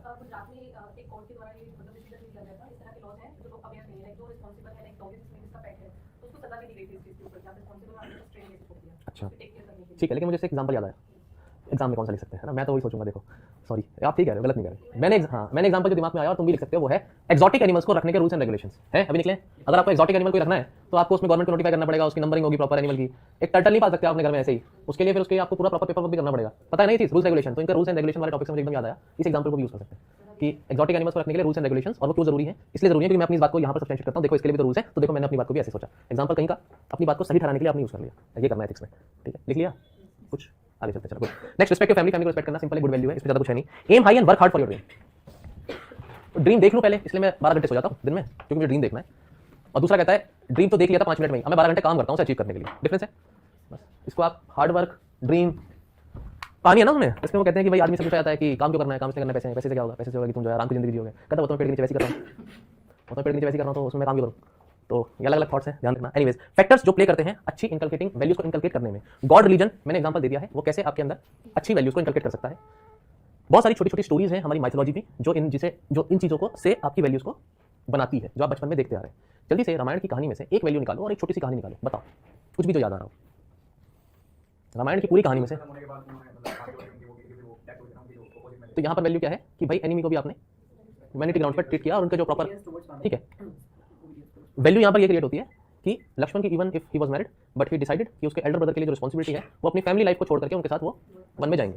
तो यहाँ पर आपके एल्डर ब्रदर के लिए ओबीडियंस की बात करी, मैंने उसको कहानी से जोड़ दिया लक्ष्मण जी के साथ। ठीक है, समझ में आया? पूरी कहानी में, रामायण में पूरी जो आपने पढ़ी है, इसमें से आराम से 2 से 3 कहानी निकाल के रखो। जटायु को आप बोल सकते हैं कि उन्होंने अपनी लाइफ को सेक्रीफाइस कर दिया फॉर द स्टेक की एविडेंसेस सीता जी किस डायरेक्शन में जा रही है वो बता सके राम जी को। एक वैल्यू है जहां पर अपनी लाइफ को भी उन्होंने बिना देखे लड़ने की कोशिश करी रावण से, जबकि उन्हें पता था वो उन्हें नहीं है सक्षम, उन्हें पता था रावण बहुत ज्ञानी थे, ऐसा बोला जाता है, डोंट नो। तो पॉइंट ये है कि इसमें जटायु की जो छोटी सी एनेक्डोट है उसको आप उठा सकते हैं, उन्होंने लाइफ सेक्रीफाइस करी। ठीक है, बहुत सारे छोटे छोटे इंसिडेंसेस हैं रामायण में से। 3 इंसिडेंसेस आज का होमवर्क ही है पूरी रामायण में से। Even if you believe in it, even if you don't believe in it, if you believe in cracking the exam, please do it. Ramayana की कहानी से 3 कहानियां छोटी छोटी निकाल कर रखिए, ऐसे को लिखने में भी हेल्प होगा, एथिक्स के आंसर लिखने में भी हेल्प होगा, और कहानी से आप एक लाइन में इंट्रोडक्शन भी शुरू कर सकते हैं। पहला पॉइंट है ये। दूसरा पॉइंट, आप कुरान में से भी 2 कहानियों को, कुरान या क्रिश्चियनिटी होली बुक जो बाइबल है, बाइबल हो कुरान हो, बाकी आपके रिलीजन से अलग दूसरे किसी रिलीजन की भी 2 बातें अच्छी आप अपनी कहानी की फॉर्म में लिख करके अपने पास रखिए। कहाँ से मिलेगी इसके लिए जरूरत नहीं है, आप पूरी रिलीजियस बुक पढ़ोगे, इसके लिए आप सिंपल गूगल कर सकते हो और उन कहानियों को लिख सकते हो। इसको मैं अगली क्लास में, आने वाली क्लास में डिस्कस करूंगा, जहाँ जल्दी जल्दी तुम मुझे आंसर दे दोगे, जिसने जो पॉइंट ढूंढे हैं और दूसरे ने जो पॉइंट ढूंढे हैं वो क्लास को सबको पता लग जाएंगे। तो तुम सब एक ही आंसर लिखाना, सब सेलेक्ट हो जाना। कितनी आइडियलिस्टिक सिचुएशन, कितना प्यारा समाज, इतना सुंदर, साफ और सिंपल होना है नहीं ऐसा, सबका सिलेक्शन एक साथ हो जाए, सब एग्जाम में एक ही एग्जाम्पल लिख के, लेकिन कोई तो पहुंचेगा एक। मैं तो एक ही, मेरी तो एक्सपेक्टेशन रहती है एक भी पहुंच जाए तो हम सक्सेसफुल हैं। पर मुझे उम्मीद है कि अगर आप सारे मेहनत कर रहे हो और सही डायरेक्शन में कर रहे हो तो एक नहीं होंगे, अनेक होंगे। तो वो एक से अनेक होने का वो आपको पता है, हम अपनी तरफ से मेहनत कर रहे हैं। एनीवेज, कंसाइंस में आप एग्जांपल लिखिए राजा राम मोहन रॉय का, क्योंकि इसमें उनके हिसाब से तो सोसाइटी में सब कुछ सही चल रहा था, वो आवाज नहीं भी उठाते तो सोसाइटी तो मान के बैठती, सती प्रथा तो सती प्रथा है, होती है, कोई दिक्कत नहीं, चलो जाओ जल्दी सती हो जाओ, कोई दिक्कत नहीं। सोसाइटी में तो इसको नॉर्मल मान लिया गया एक टाइम पर, लेकिन then he stood up and he said नहीं, मेरी कॉन्शियस अलाउ नहीं कर रही, मेरी कंसाइंस अलाउ नहीं कर रही, ये तो गलत ही है, ये कैसे हो सकता है, तो बहुत गलत हो रहा है। डोमेस्टिक वायलेंस किसी के लिए ऐसा है, इसको सही करना है, इसलिए पिटाई करता हूँ। और दूसरा देख करके बोलता है कि दिस इज द वे, बात बोल के भी समझा सकता है, मारेगा ही मतलब। मैं तो सोच भी नहीं सकता कि ऊंची आवाज में, कोई हस्बैंड हो सकता है वाइफ से ऊंची आवाज में बात नहीं करता हूँ, और दूसरा जो है हाथ के अलावा बात नहीं करता हूँ। तो डिफरेंस है, दोनों ही केसेस आपको सोसाइटी में मिलेंगे। डोमेस्टिक वायलेंस का इतना बड़ा एक्ट लॉ बनाने की जरूरत क्या पड़ रही है, कुछ तो होगा ही लाइफ में रियलिटी, इसलिए तो है। ठीक है, सिविल सोसाइटी कैसे, एनजीओ वगैरह इसमें रोल प्ले कर सकती है। भाई एनजीओ आपको सही रास्ता दिखा सकती है, आपको सही वैल्यू ले जा सकती है। अगर बच्चा अनाथ भी है, कोई एनजीओ अच्छा काम करके उसे पढ़ाने का, ऑनेस्टी सिखा सकती है एजुकेशन के थ्रू। एनजीओ उसको एक अच्छे डायरेक्शन में एजुकेट करके सही डायरेक्शन में ले जा सकती है। एक एनजीओ रिहैबिलिटेशन का काम करती है, ड्रग अब्यूज के पेशेंट्स का जो ट्रीटमेंट के बाद रिहैब में है। एनजीओ का काम ही है कि उन लोगों से बात करना और उनसे बस ये पूछना कि 6 महीने हो गए, 9 महीने हो गए, 10 महीने हो गए, आपने अभी तक सिगरेट नहीं पी है, आपने अभी तक ड्रग्स नहीं लिए हैं, आपने अभी तक अल्कोहल नहीं पी है, तो कैसा महसूस हो रहा है, कोई बात नहीं, अच्छा रहेगा, 10 महीने तो देखो हो गए, 11वां महीना और निकाल लेते हैं, इट्स ओके, धीरे धीरे देखो बेटर महसूस होगा। आप बस काउंसलिंग कर रहे हो, गाइडेंस कर रहे हो, तो ये एनजीओ कर सकती है कोई भी। बाकी एनजीओ के बहुत सारे काम है, आपको एग्जांपल पता है, let's not go into detail. Education society of family के रिस्पेक्ट में एग्जांपल दे चुका हूं। आगे अभी तो बताया राजा, अच्छा राजा राम मोहन रॉय के बारे में पढ़ा है आपने, क्या किया था उन्होंने? उन्होंने जो सती सिस्टम है उसके अगेंस्ट वो आवाज उठाई थी, फिर बाद में वो लॉ बना। लॉ फॉलो नहीं होगा डेफिनेटली, पर लॉ तो है कम से कम, वो तो सोसाइटी को चेंज लाना पड़ेगा अपने अंदर से। देखो लॉ तो ये भी कहता है LGBT communities not a problem, section 377 के रिस्पेक्ट में जो भी आप पढ़ते हो, लेकिन सोसाइटी एक्सेप्टेंस तो नहीं है ना, सोसाइटी एक्सेप्टेंस तो नहीं है ना। आप कॉमनली एक आदमी जो इस कम्युनिटी को बिलोंग करता है, क्या वो बहुत ही फ्रीली माइंड से किसी भी प्लेटफॉर्म पर सोसाइटी के किसी भी एरिया में जाकर कंफर्म कर सकता है इस बात को, खुल के बोल सकता है? आज भी उसको डर लगेगा एक बार, हो सकता है। लेकिन होमोसेक्सुअलिटी, हेटेरोसेक्सुअलिटी जो भी आपके टॉप पॉइंट है, ये बहुत ही सेंसिटिव मुद्दे हैं और सोसाइटी के लिए ऐसा हो जाता है, टैबू हो जाता है इस पर बात करना। मैरिटल रेप ये एक ऐसा टॉपिक है जिस पर लोग नहीं बात करना चाहते, लेकिन एग्जिस्ट करता है। ऐसे सेंसिटिव मुद्दे होते हैं कुछ, उसमें सती एक एस्पेक्ट था, क्योंकि अगर आप स्टैंड अप करते हो सब लोगों के बीच में कि ये गलत है, मैं होने नहीं दूंगा, भाई तो होता कौन है बोलने वाला, जिसकी डेथ हुई वो कोई और है, जिसके लिए जो सती होना चाहती है उसकी मर्जी है, उसकी अलग सोच है, फैमिली अलग है, आप कौन हो बीच में बोलने वाले? आपकी फैमिली में होगा क्या? कोई भी आ जाएगा ना 1 मिनट में, होता नहीं होता, गाड़ी की टक्कर हुई 4 आदमी खड़े हो, और भाई साहब तू कौन है भाई, टक्कर उससे चोट उसे लगी, तुम जाके बीच में बोल रहे हो। तुम खुद कभी कभी उस जगह पर होते हो जहां जब तुम सुनते हो कि मैं कौन अभी बताता हूँ, वो अलग लाइन है, please will not go there. लेकिन आप सोचो कि एक सोसाइटी के सामने स्टैंड अप होना और बोलना ये गलत है, मैं बदल के रहूंगा, मैं इसके लिए कोशिश करूंगा, फिर आप लोगों को समझाओगे। अनटचेबिलिटी के लिए गांधी जी ने तो पूरे इंडिया में दर्शन करे, पूरी दुनिया इंडिया घूमा, लोगों को गाँव में जाकर बताया नहीं करना है। गांधी जी ठीक है, इज्जत अपनी जगह, आपको बहुत रिस्पेक्ट है, आप जो कह रहे हो ना ये हो नहीं पाएगा। हम किसी के साथ बैठ के खाना नहीं खा पाएंगे, हम उनके हाथ से बना हुआ खाना नहीं खा पाएंगे। बात करने की भी मतलब आप कह रहे हो चलो ठीक है दूर से बात कर लिया, हेलो आए हो गई, लेकिन जो आप कह रहे हो ना हमारे घर में घुस जाए, I can not allow this. आप कह रहे हो आप बड़े लीडर हो, सही कह रहे हो, मैं नहीं मानता। गांधी जी की बात को भी बहुत लोगों ने ऐसे डिनाई किया होगा, हम एज्यूम कर सकते हैं सब तो नहीं फॉलो करेंगे, चलो सामने से बोल दिया। मैक्सिमम गांधी जी घर में आए थे, नमस्ते की, दो सलाम करी, ठीक है, सही कह रहे हो गांधी जी, कोई दिक्कत। गांधी जी निकल गए, अगले दिन देख भाई बापू गए, अब वापस आ जाओ वहीं जहाँ थे, हो सकता है टीचर बोल के जाएगा होमवर्क कर लेना, थर्सडे से फ्राइडे आएगा, फ्राइडे के बाद देख भाई ऐसा जिंदगी में गम और भी है, एथिक्स के अलावा है ना, कोर्ट है तो अब जो तुम्हारे गाँव में वो निकल के आएंगे, तो दिस इज क्या कर सकते हैं। गांधी जी की quote, important quote, quote simple है, your belief is becoming your thought, जब thought is becoming your words, और वर्ड्स एक्शन में कन्वर्ट हो गए हैं अब, और वो जो एक्शंस हैं अब आपकी हैबिट बन चुके हैं, चोरी करनी है तो करते चले जाओ, कोई दिक्कत ही नहीं है, 1 करी 2 करी 10 करी 50 करी। इलेक्शन का प्रमोशन करना है, किसी को दिक्कत हो नहीं हो, हॉस्पिटल हो स्कूल हो, कोई दिक्कत नहीं है, एक बार अनाउंसमेंट कर दी तो बार बार आते जाओ। एजुकेशन सिस्टम के सामने से गुजरो, जहां पूरा हब है, पूरी सड़क के आसपास बच्चे पढ़ रहे हैं, हम वहीं प्रमोशन करेंगे और 7-8 बार करेंगे एक ही घंटे में। एथिकल है? क्या बोला जाए, साइन लगता है ना, हॉस्पिटल है ज्यादा हॉर्न ना बजाए, स्कूल है ज्यादा घंटी ना बजाए, यहाँ पर अपने साइकिल की घंटी भी ना बजाए, गाड़ी तो वहाँ भी आ जाएगा, तो हॉर्न तो अलग बात है, तो भाई साहब पूरा माइक लेकर के, बिना माइक के भी कह सकता है, सड़क पे चल रहे हैं लोगों को बता सकता है। चलो खैर 4 तारीख को है ना, मेरी अगली क्लास कब है, 4 के बाद है, आज बर्दाश्त कर लो बस, वोटिंग कर देना, वैसे तुम बार-बार चाहोगे तुम्हारे को मतलब भी नहीं होगा वोटिंग से। Very good, habits become your value and then your value will be your destiny in future, कि तुम्हारी जिंदगी में आगे होने क्या वाला है। कोई बोलता है मेरे साथ ही क्यों हुआ ये, भाई ये गांधी जी की कोट है, सुन लेना, समझ जाओगे तुम्हारे साथ ही क्यों हुआ। घर में बैठे थे सोच लेना, मैं ही इतना बुरा क्यों बन जाता हूँ, मेरे साथ ही क्यों हो रहा है, उसने ये किया, उसने हो गया, उसने हो गया, उसने हो गया, इसलिए मेरे साथ ही बुरा हुआ। नहीं भाई, तेरा खुद का भी थॉट ऐसा था, इस पे तुम्हारे कुछ ऐसे वर्ड थे, बाद में तुम्हारे वर्ड जो है एक्शन की फॉर्म में निकल गया कि तुमने भी लड़ाई करनी शुरू कर दी, गुस्सा इतना हो गया कि तुम रोज लड़ाई लड़ने लगे हो रिश्तेदारों से, घर वालों से, रिलेशनशिप में, एंड अल्टीमेटली तुम्हारी अब वो वैल्यू बन चुकी है कि इसकी इज्जत ही नहीं करनी है, इसकी रिस्पेक्ट ही नहीं करनी है, बाहर में जाए, अब तो किसी की भी नहीं करनी है, सारे लड़के ऐसे, सारी लड़कियां ऐसी, तुम मान के बैठ गए, एंड लास्ट में तुम्हारी जिंदगी किस्मत ऐसी है, I am single but I am happy. अरे तुमने खुद डिसाइड किया अपनी सोच से। ये तो एग्जांपल मैंने दे दिया इस कहानी पर, बाकी आप इसमें स्किलिंग का एग्जांपल ले लीजिए, आप इसमें कोई भी एग्जांपल फिट कर सकते हैं, ये अपने आप में कोटेशन आपको क्या दे सकती है, एक क्वेश्चन की फॉर्म में आ सकती है, क्वेश्चन की फॉर्म में नहीं आए तो इतनी अच्छी कोटेशन है कि इसको आप एग्जाम में ऐसे में या अपने एथिक्स के आंसर में यूज कर सकते हैं। रीजंस क्यों है कि वैल्यूज का इरोजन होने लगा है, ऐसा कुछ क्वेश्चन बन जाए कि कारण ही क्या है, ये बताओ जरा। टुडेस सिनेरियो, आज के समय में कारण ही क्या है, कारण है क्योंकि मटेरियलिस्टिक दुनिया है, गाड़ी मिल जाए, घर मिल जाए, गाड़ी या घर तो बहुत बड़ी चीज हो गई, ये तो बहुत बड़ी चीज हो गई, गरीबों के लिए पूड़ियां बट रही है, तो मैं अपनी गाड़ी रोक करके पूड़ियां खाऊंगा क्योंकि फ्री में मिल रही है, जबकि तुम गाड़ी सोच रहे हो, तुम अपना आराम से अफोर्ड कर सकते हो, पूड़ी इसलिए बेच रहे हैं या लगा रहे हैं, वो लंगर इसलिए लगाया जा रहा है ताकि उन लोगों को मिले जो लोग नहीं सक्षम है उसको खाने में, और तुम्हारी सोच ऐसी है कि मैं हलवा खाऊंगा, ये बढ़िया बनाते हैं भाई, घर में बना करता था, सबने किया कभी ना कभी, गलत कुछ है नहीं क्योंकि वो तो दे रहे हैं, मेरी जेब में 5000 रुपए पड़े हैं, मैं भी जाके खा लूंगा हलवा, कहीं हल्दीराम पे जाके खा लूंगा, एग्जांपल दे रहा हूं मैं, चले मत जाना, एग्जांपल दे रहा हूं कि बड़े किसी रेस्टोरेंट में जाके खा सकता हूं, लेकिन मुझे वो सड़क वाली चीज, और फिर थाली लेके पत्तल लेके दोबारा दे रहा हूं, और फिर अपने दोस्त को बोलूंगा एक काम कर लियो जरा, मैं तो 2 बार ले आया, वो टेस्ट मनी का भी हो सकता है किसी के लिए, तो मटेरियलिज्म है, वो टेस्ट किसी के लिए अलग अलग टेस्ट है। एग्जांपल लेते हैं डोपिंग का, देखो मैं इसी चीज को समझा रहा हूं, डोपिंग का एग्जांपल लेकर के, एग्जाम में भी तो बता लिखना, वो बताना है ना मेरा काम, ऐसे फोटो तो बना के आओगे नहीं। डोपिंग, एक एथलीट डोपिंग करता है, डोपिंग पता है, एक एथलीट अपनी एक्टिविटी को बढ़ाने के लिए ऐसी ड्रग्स का यूज करता है जिससे वो परफॉर्मेंस बढ़ जाए। चलो एक बढ़िया केस स्टडी सुनते हैं जल्दी से। तुम्हारी टीम वर्ल्ड कप फाइनल, तुम टीम का पार्ट हो, 11 में खेल रहे हो, है ना, तुमने बनाया कुछ है नहीं, लेकिन चलो खुशी तो है कि आज जीत जाएंगे, जीत भी जाएंगे क्योंकि तुम्हारा जो साथी है वो एक्सट्रीम बिल्कुल बढ़िया खेल रहा है एकदम, है ना, और लास्ट ओवर बचाए, उसके हाथ में बॉल है, तुम्हें बहुत क्लियरली पता है जीतेंगे मैच, इतनी बढ़िया बॉलिंग करा रहा है, 10 रन चाहिए, 1 ओवर है, इतनी अच्छी बॉलिंग करा रहा है, 3 रन मिल जाएंगे, आई एम वेरी हैप्पी, मैं तो जीतूंगा, कुछ करा नहीं मैच में, लेकिन आज मौका मिला तुम्हें भी कुछ करने का, मैच में तो नहीं चले, लेकिन अपनी एथिकल वैल्यूज में चल सकते हो, क्योंकि ड्रिंक्स ब्रेक में तुमने देखा कि तुम्हारा वो जो दोस्त जो बॉलर तुम्हारी टीम का है, उसने जो पानी पिया है ना, उसमें ड्रग्स हैं और वो डोपिंग है बेसिकली, और उसने वो इस तरीके के ड्रग्स लिए हुए हैं जिस पानी को पीते पता लगी इसमें गड़बड़ है, चुप रहना, किसी को बताना नहीं है, इसमें बहुत कुछ है, ये बहुत जरूरी है, लास्ट ओवर है, स्ट्रेस बहुत है भाई, सेल्फ फील्डिंग कर, and now you are in a scenario जहां तुम्हारे पास ये ऑप्शन है कि तुम उसको एक्सपोज कर सकते हो, तुम आराम से जाकर के रेफरी को बोल सकते हो, मैं ये कह रहा हूँ कि ये मेरा जो दोस्त बॉलिंग कर रहा है ना, ये हवा में है, प्लीज इसको स्टॉप करा जाए, ये फेयर प्ले नहीं है, एंड वहाँ पर आपके जो बाकी 9 प्लेयर हैं वो तो मारेगा ही मारेगा जो बॉलिंग कर रहा है, बाकी जो 9 है वो पकड़ के और मारेंगे तुम्हें, फ्यूचर में तुम्हें शायद खिलाया भी ना जाए कभी, तुम्हारी टीम तुम्हारे खिलाफ हो जाए, वर्ल्ड कप का फाइनल है पाकिस्तान के साथ, लो तुम्हारी जिंदगी और टफ कर दी,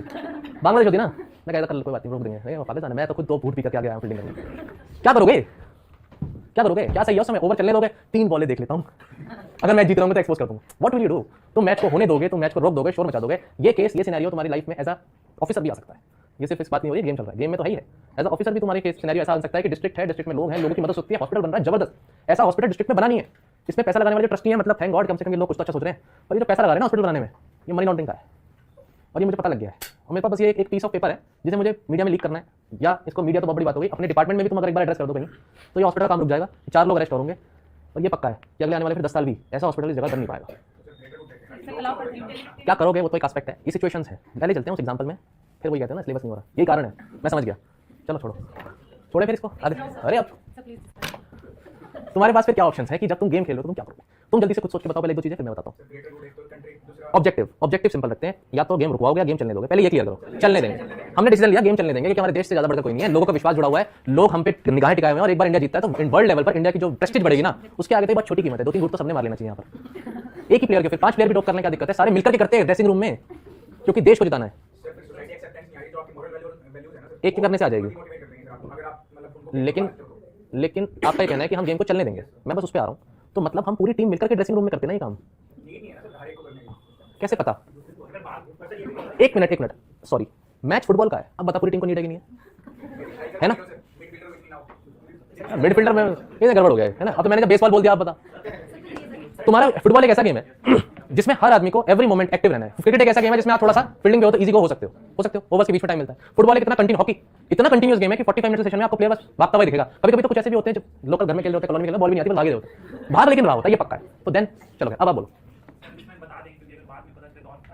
ये एक एस्पेक्ट है जहां आपने डिसाइड किया कि मुझे बता देना चाहिए। चलो अब मैं चाहता हूं आप आंसर जल्दी से कर दो कि आपको नहीं बताना चाहिए। आपने जब बोला नहीं बताना चाहिए, इंडिया को जिताना है, मैं उस पर जरा पॉइंट ले लेता हूं, फिर उस वाले एंगल पे आते हैं। जल्दी से बोलो। सॉल्यूशन नहीं, क्यों और क्यों नहीं, थोड़ा सा एक रीजनिंग, पहले रीजनिंग में जाते हैं, सॉल्यूशन बाद में, पहले रीजनिंग क्या है। तो इन्होंने एक स्टेटमेंट दिया कि हम नहीं बताएंगे और गेम चलने देंगे। अब उसके पीछे की रीजनिंग इन्होंने दी, देश ज्यादा इंपॉर्टेंट है, सिंपल लैंग्वेज। नेक्स्ट। नहीं, ये तो मैं खैर अभी इसको काउंटर कर सकता हूं। आपकी मॉरल वैल्यू तो फिर ब्रीच हो चुकी है, हाँ, तो क्या फिर और बचा क्या? फिर तो अब एक्सपोज हो गए ना अपने से, झूठ तो बोल ही लिया, अब क्या बचा? तो वो पॉइंट बनता नहीं है। सोसाइटी में एक्सेप्टेंस होता या नहीं होता, या आप डिसीजन लेने वाले नहीं हो, सोसाइटी है। सोसाइटी में क्या होना है क्या नहीं होना, ये फ्यूचर भी है। आपके लिए क्या सही है? अरे ऐसा इशू हुआ नहीं है क्या? बॉल टेम्परिंग तो हुई है ना, प्लेयरों को सजा मिली है ना, एक साल तक प्लेयर बाहर बैठे हैं ना। वर्ल्ड कप 99 में भी बोला जाता है बहुत कुछ हुआ, मैं तो याद नहीं है वर्ल्ड कप 99 92 है, आई थिंक वो वर्ल्ड कप 92 99 का जो भी वर्ल्ड कप है उसमें बहुत से प्लेयर एलिगेशन पे आए, साउथ अफ्रीकन टीम एलिगेशन पे आई थी। इनफैक्ट अगर आपको याद नहीं हो, आप हुए भी ना हो, तो मैं बता देता हूं, उस पॉइंट ऑफ टाइम पे पूरी साउथ अफ्रीकन टीम पर भी बहुत क्वेश्चन थे। हेनजी क्रोनिया उसमें कैप्टन थे, तो ऐसा कहा जाता है कि चीजें हुई नहीं हुई, हम नहीं होते डिसाइड करने वाले, आज भी मिस्ट्री है कुछ चीजें तो। पर हम सीधे बस एक लाइन पे ना टॉपिक पे रहते हैं, फिर डिस्कशन में जाते हैं। एक लाइन में बस ये बताओ, हम नहीं बताएंगे क्यों, देश इंपॉर्टेंट है। Next point. सॉल्यूशन नहीं, हम नहीं बताएंगे क्यों, रीजनिंग क्या लिखोगे एग्जाम में? इंडिया की इमेज हो गई, nation is the reason. Next.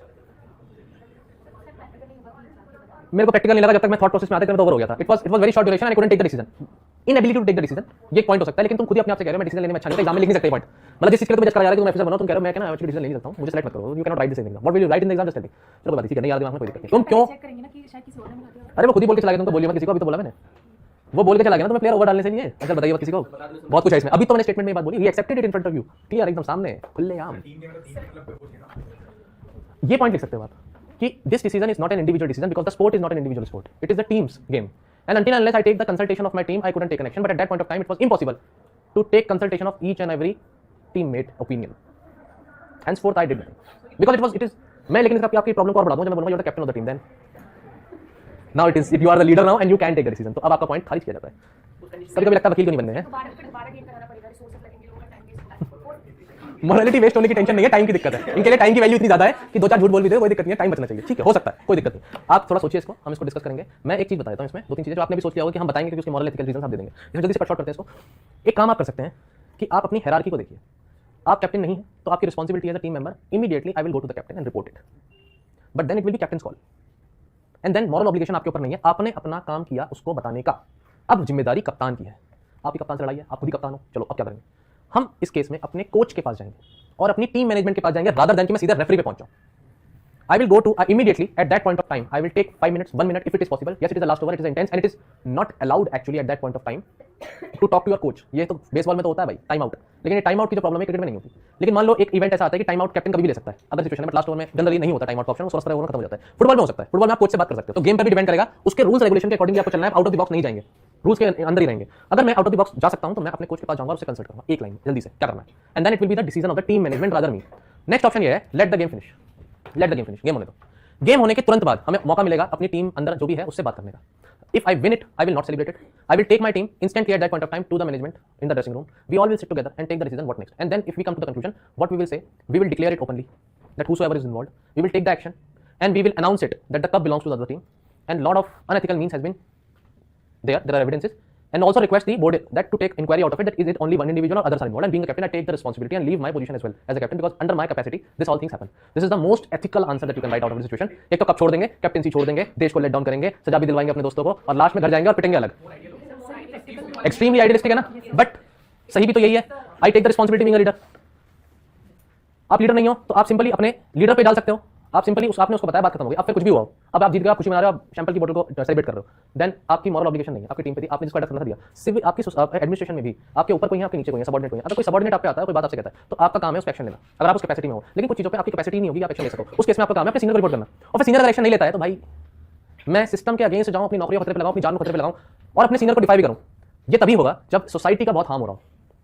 Or else it is an interdepartmental issue. Then what you can do is you can address the problem forward, you can address it, and then it is up to the seniors who take the risk. यहाँ पर आप बच के निकल सकते हैं, लेकिन आप खुद कैप्टन में तो फंस जाएंगे. अच्छा एग्जांपल था, अच्छी केस स्टडी है. आई होप इसमें से बहुत चीजें सीखने को मिली होंगी. डोपिंग का एग्जांपल लेना चाहते थे सर, वो पीछे रह गया. डोपिंग जो होती है वो लोग करते हैं क्योंकि वो उस पर्टिकुलर गेम में अच्छा परफॉर्मेंस देना चाहते हैं, उसे वो एथिकल मानते हैं, कुछ लोग नहीं मानते. वैल्यूज का सिस्टम का यहाँ पर अब रोल प्ले होता है कि आपके लिए वो वैल्यू चीटिंग की कितनी इंपॉर्टेंट है, कितनी है. ऐसे में डोपिंग एग्जांपल है. जैसे कि दूसरा एग्जांपल हो सकता है एग्जाम में चीटिंग करना या नहीं करना, पर छोटे छोटे बनाना या नहीं बनाना. किसी के लिए ऐसा है कि मेरी शादी होने वाली है, एग्जाम में फेल हो गया तो शादी नहीं हो पाएगी, इसलिए मैं 100 रुपये का नोट टैप करके लिख दूं, एग्जामिनर मुझे पास कर देना क्योंकि मेरी शादी नहीं हो पाएगी.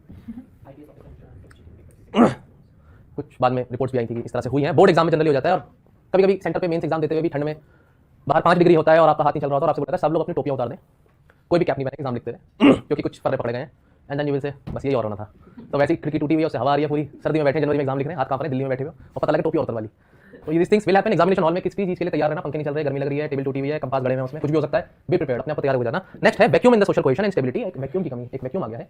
सोशल कोहेशन नहीं है, स्टेबिलिटी नहीं है, इकोनॉमिक लेवल की स्टेबिलिटी नहीं है. कंट्रीज में इन्फ्लेशन बहुत हाई है. यूके का इन्फ्लेशन का एग्जांपल दीजिए. अगर यूके में इतना इन्फ्लेशन है तो वहां क्राइम बढ़ने के चांसेस है क्योंकि लोग उसको अफोर्ड नहीं कर पाएंगे. तो अगर किसी कंट्री में इकोनॉमिक इनस्टेबिलिटी आती है तो वहां पर भी एथिकल वैल्यूज गड़बड़ हो सकती है.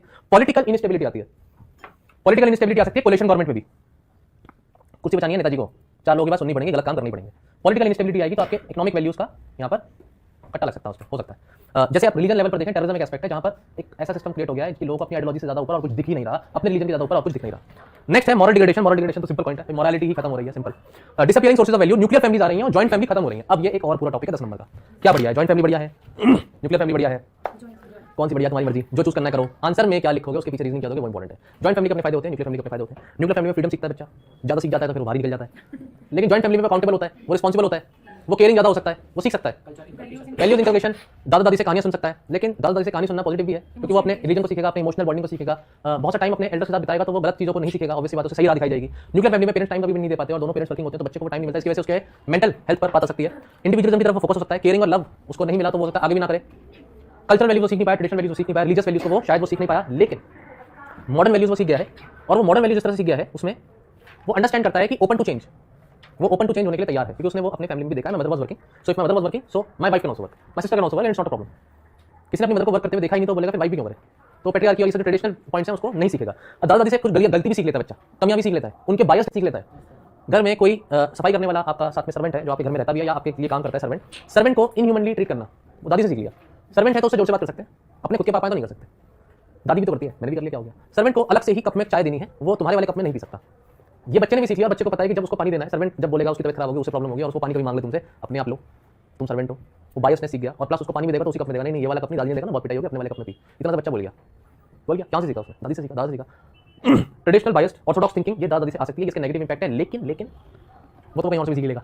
दादा दादी का प्यार बहुत इंपॉर्टेंट है, नाना का प्यार बहुत इंपॉर्टेंट है. एल्डर्स का सर्विलेंस रहेगा तो कम से कम गलत रास्ते पे भी नहीं जाएगा. पीछे से पेरेंट्स जाएंगे घर छोड़ करके कि भाई काम पे जा रहे हैं, तो बच्चे का स्कूल के बाद ध्यान रखने के लिए, केयर करने के लिए, उसके न्यूट्रिशनल और मेंटल हेल्थ के लिए एल्डर्स का होना जरूरी है. फायदे नुकसान जो तुम्हें सही लगे, मैंने बहुत सारे पॉइंट दे दिए और भी हैं discuss. Leave this question up to you think. 10 number question है फेलियर ऑफ रिलीजियस लीडर्स. जब रिलीजियस लीडर्स फेल कर जाते हैं, just a minute, religious leaders fail कर जाते हैं अपनी रिलीजन को प्रोपोगेट करने के बजाय वो अपनी पॉलिटिकल आइडेंटिटी को प्रमोट करने लगते हैं या फिर भटकाने लगते हैं, रेडिकलाइज करने लगते हैं. दूसरे रिलीजियस टेक्स्ट के बारे में उसकी कमियां ही बताते हैं और उसकी अच्छाइयां नहीं बताते. और आपके रिलीजन को वो बोलते हैं बेस्ट है क्योंकि दूसरे में देखो ये कमियां हैं, लेकिन अपने रिलीजन की कमियों को भी छुपा लिया, ये भी अलग बात है. दिस कैन हैपन एंड ये रिलीजियस लीडर्स कर सकते हैं जिसमें रेडिकलाइज हो जाते हैं यूथ. बायस्टैंडर सिंपैथी वही रिकॉर्डिंग कर लेंगे. किसी ने बोला था ना उस दिन कि सामने होगा तो पहले हम रिकॉर्डिंग करेंगे, उसके बाद देखेंगे अपने चैनल पर डाल करके कितना व्यूज आए. लेकिन हाँ, आदमी को हेल्प करने के वो तो कोई कर ही देगा. लेकिन गुड समैरिटन वाली अप्रोच यहाँ पर लगेगी. तो एपैथी का मतलब हो गया कि भाई आप उसमें बिल्कुल कोई फर्क नहीं पड़ता. और ये होता भी है, इसमें कुछ ऐसी चीज़ नहीं है क्योंकि मुझे भाई ऑफिस पहुंचना है और ये लोग जब बाइक ऐसी चलाएंगे ना तो एक्सीडेंट तो होगा ही. अच्छा हुआ एक का हुआ तो 4 कम से कम सीख के जाएंगे आज. यार गाड़ी से निकलते हुए क्या बोला, अरे क्या हुआ, जाम क्यों लग रहा है, अरे वो एक्सीडेंट हो गया. अरे यार ये एक्सीडेंट होते ही रहते हैं, मैं लेट हो गया चक्कर में. अभी इससे कोई मतलब नहीं है कि जो एक्सीडेंट हुआ उसमें आदमी जिंदा है नहीं है, कितनी चोट लगी है, कोई मतलब नहीं. जाम लग गया, इस बात की प्रॉब्लम है.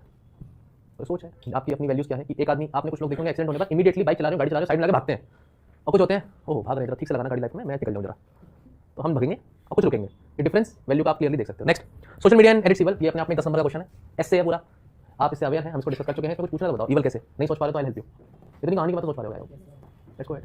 7 since in the digital world, ऐसा कुछ क्वेश्चन बन जाए ना कि डिजिटल दुनिया में, आज के करंट सिनेरियो में जहां इंडिया डिजिटल इंडिया की बात कर रहा है, उसमें भी कुछ सिंस हो सकते हैं। तो हर तरीके के सिंस हैं, यहाँ पर गुस्सा निकाल देना अपने ट्विटर के थ्रू, भाई तो म्युनिसिपैलिटी में बोल दे ये बात, ट्विटर पे गुस्सा निकालने से क्या होगा, वहां जाकर कंप्लेंट लिख दे, कम से कम सड़क ठीक हो जाएगी, आगे की पत्थर गिरा हुआ, पोल गिरा हुआ, वो ठीक हो जाएगा। वो जहमत कौन उठाएगा वहां जाकर के म्युनिसिपैलिटी में नाम लिखा करके, अपनी आइडेंटिटी बता करके मैं बोलूँ कि देखो यहाँ पॉटहोल्स हैं, इनको भरने की जरूरत है, फोटो खींच करके वीडियो में डालूंगा, अपना गुस्सा निकालूंगा, देश में कुछ नहीं हो रहा। भाई इस तरीके से आप क्या बन गए हो, टीवी का रिमोट बड़ा हो गया, आदमी छोटा होता जा रहा है, न्यूट्रिशन ले रहा होगा, सोफा बढ़िया है, तो आप क्या कर रहे हो, आप डिजिटल वर्ल्ड में खो गए हो, है ना। देन ग्रीड हो सकती है, भाई कॉन्टेक्ट बनाओ, कॉन्टेक्ट बनाने की आदत रखी होगी, आपको क्लाइम करना है। लस्ट हो सकता है डेफिनेटली। देन इसमें क्या होता है, खाना खाते चले जाओ, बस बस खाते रहो, बस पड़े रहो, खाते रहो, है ना, क्योंकि ऑप्शन आते हैं कहीं से कुछ भी मंगा सकते हो, तो बस। फिर एनवी, दूसरे क्या कर रहे हैं, पहले तो मैं स्पाइंग कर लूँ, उसके खुद को हाइड करके दूसरों के साइट पर जाकर के चेक करना कहाँ किससे, और रात को 3 बजे उठ के देखना ऑनलाइन है कि नहीं है। रात को 3 बजे ऑनलाइन क्यों था भाई, क्या कर रहा था 3 बजे, तूने मुझे गुड नाइट लिखा 2:55 पे, फिर मैंने देखा 5 मिनट बाद तू फिर भी ऑनलाइन दिखा, व्हाट इज स्पाइंग और समथिंग। नेक्स्ट, प्राइड, मैं तिरंगे के साथ 15 अगस्त को फोटो खींचता हूँ, बहुत अच्छी बात है, करना चाहिए। फिर वो फोटो हट जाती है शाम तक, और फिर सीधे 26 जनवरी को आती है फोटो, मैं तिरंगे के साथ फोटो खींचता हूँ, और जब निकलते हो तो उसी फोटो खींचने का तिरंगा वैसे रख देते हो, फिर बाद में पता नहीं वो कहाँ गया, ढूंढने भी निकलोगे तो 26 तारीख को नया खरीद लेंगे, मिलता था 5 रुपये नीचे। फोटो इंपॉर्टेंट है, सही है। दिस इज डिजिटल वर्ल्ड, यहाँ पर आपका रिस्पेक्ट कहाँ गई, पेट्रियटिज्म कहाँ गया। तो प्लीज ऐसा क्वेश्चन बन सकता है, इट इज पॉसिबिलिटी। मैंने कहा कि इस प्रॉब्लम को टुडे सिनेरियो करके, इन द प्रेजेंट सिनेरियो करके पूछ लिया गया, तो यहाँ से एग्जांपल डालना, और प्रेजेंट सिनेरियो में प्रॉब्लम क्या है वो आप लिख सकते हो। Next, examples of value erosion, values erosion हो रही है, उसके एग्जांपल्स। एक एग्जांपल है वैक्सीन होर्डिंग, हम डिस्कस कर चुके हैं, वैक्सीन होल्ड करना, वैक्सीन नेशनलिज्म डिस्कस कर चुके हैं। Chinese expansion, Chinese manipulator of the currency बोला, यूएस ने क्या बोला चाइना को, ये पता है आपको, इकोनॉमिक्स पढ़ ली, चल रही है, इंटरनेशनल रिलेशन पढ़ा है, कोई बात नहीं। सिनेरियो करंट अफेयर्स कुछ तो पढ़ा होगा, करंट अफेयर्स के सिनेरियो में सिंपल सी बात है कि मैं बता देता हूँ कि चाइना को करेंसी मैनिपुलेटर बोला गया है। करेंसी मैनिपुलेटर बहुत सी कंट्रीज को बहुत टाइम पे बोला गया है, इसमें कोई नई बात नहीं है, लेकिन प्रेजेंट सिनेरियो में चाइना को एक करेंसी मैनिपुलेटर इसलिए बोला जाता है क्योंकि वो अपनी करेंसी की जो वैल्यू है ना, मॉनेटरी वैल्यू, उसको वो कम कर रहा है। इसे हम कहते हैं इकोनॉमिक्स में डीवैल्यूएशन, अपनी करेंसी को डीवैल्यू करना। मतलब कोई समझ पा रहा है, नहीं समझ पा रहा तो समझाऊं, एग्जांपल दूं, 100 रुपए है इज इक्वल टू 1 पाउंड, ठीक है, पाउंड ऐसे लिखते हैं, 100 रुपए 1 पाउंड के बराबर है, ठीक है। हमारी इंडिया क्या काम करे, इस करेंसी को मैनिपुलेट कर दे, रियल वैल्यू ये होनी चाहिए थी और हम कर दे 110 रुपए। अब तुम प्लीज, यही इकोनॉमिक्स में थोड़ी समझने की बातें होती है और एग्जाम में क्वेश्चन गलत होते हैं। मैंने बोला डी वैल्यू करना है और तुम्हारे दिमाग में 90 रुपए हो गए होंगे। डी वैल्यू का मतलब है रुपए बढ़ गए, अब 1 पाउंड में 110 रुपए आएंगे, तो डी वैल्यू, वैल्यू कम हो गई, 90 हो जाते तो वैल्यू स्ट्रॉन्ग हो जाती है। एक्सचेंज जो है ना, इंटरनेशनल फॉरेन एक्सचेंज, जरा इसको थोड़ा समझना, पैसे बढ़ रहे हैं, पैसे कम हो रहे हैं, इकोनॉमी स्ट्रॉन्ग हो रही है, करेंसी वीक हो रही है, थोड़ा समझना। इसमें ऐसा नहीं होता सिंपल जो आप सोच सकते हो, इसमें पैसे बढ़ गए देखो, लेकिन करेंसी की वैल्यू कम हो गई, अब 110 आ रही है अकाउंट में। तो ये तुम यूके में जो बैठा तुम्हारा दोस्त है, वो खुश होगा कि नहीं होगा, वो खुश होगा कि नहीं होगा, वो खुश क्यों है, उसे 1 पाउंड में 10 पेन मिलते थे और इंडिया में 1 पेन की कीमत 10 रुपए थी, तो 100 रुपए में 10 पेन मिलते थे जब एक्सपोर्ट होते थे। अब ये खुश इसलिए क्योंकि इसको 11 पेन मिलने लगे, क्योंकि इंडिया में तो 10 रुपए की ही वो पेन की वैल्यू है, अब लेकिन क्वांटिटी 11 आ सकती है और 1 पाउंड में 11 क्वांटिटी खरीद सकता है, तो ये खुश है नहीं है।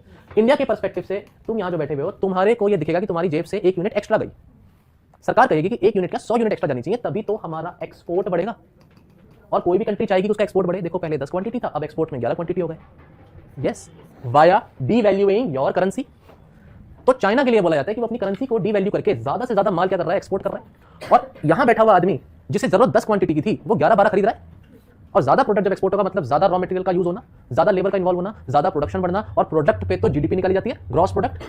एवरी ईयर जीडीपी की डेफिनेशन अगर बेसिक आपको पता हो तो पूरे 1 साल में जितना आपने total goods and services produce हुए और जितना प्रोड्यूस हुआ उतना बढ़िया।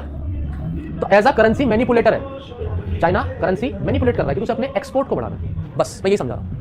ये एथिकल है या नहीं है? इंटरनेशनल मार्केट में तो ये एथिकल हो गया ना, आपको अपने एक्सपोर्ट बढ़ाने के लिए। फिर तो सर बढ़िया है जो कॉन्सेप्ट आपने बताया, इंडिया को भी अगर वैल्यू वीक हो रही है तो दिक्कत क्या है ना, एक्सपोर्ट बढ़ा लेगा वो भी, तो चाइना के लिए अच्छा, इंडिया डिवैल्यू करे तो गड़बड़।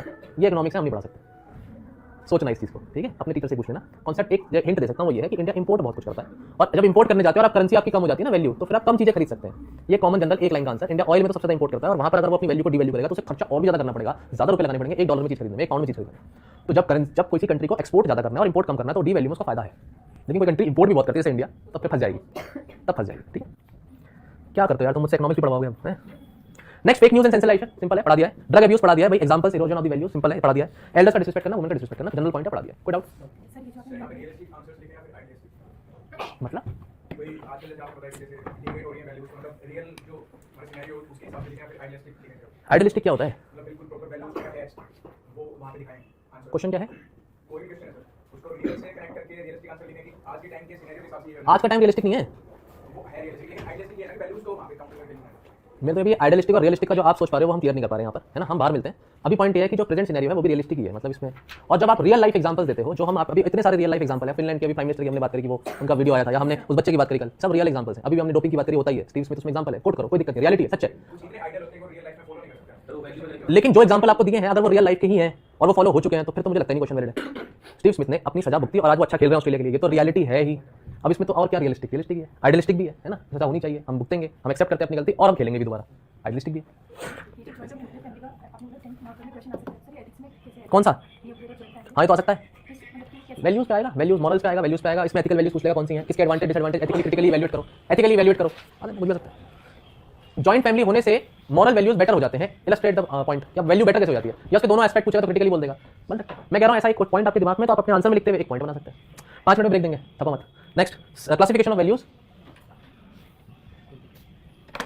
ब्रेक लो, चलो ठीक है। तुम्हारे मासूम चेहरे हृदय पिघला देते हैं, मास्टर का भी। छोड़ दो। कितनी देर में लोगे?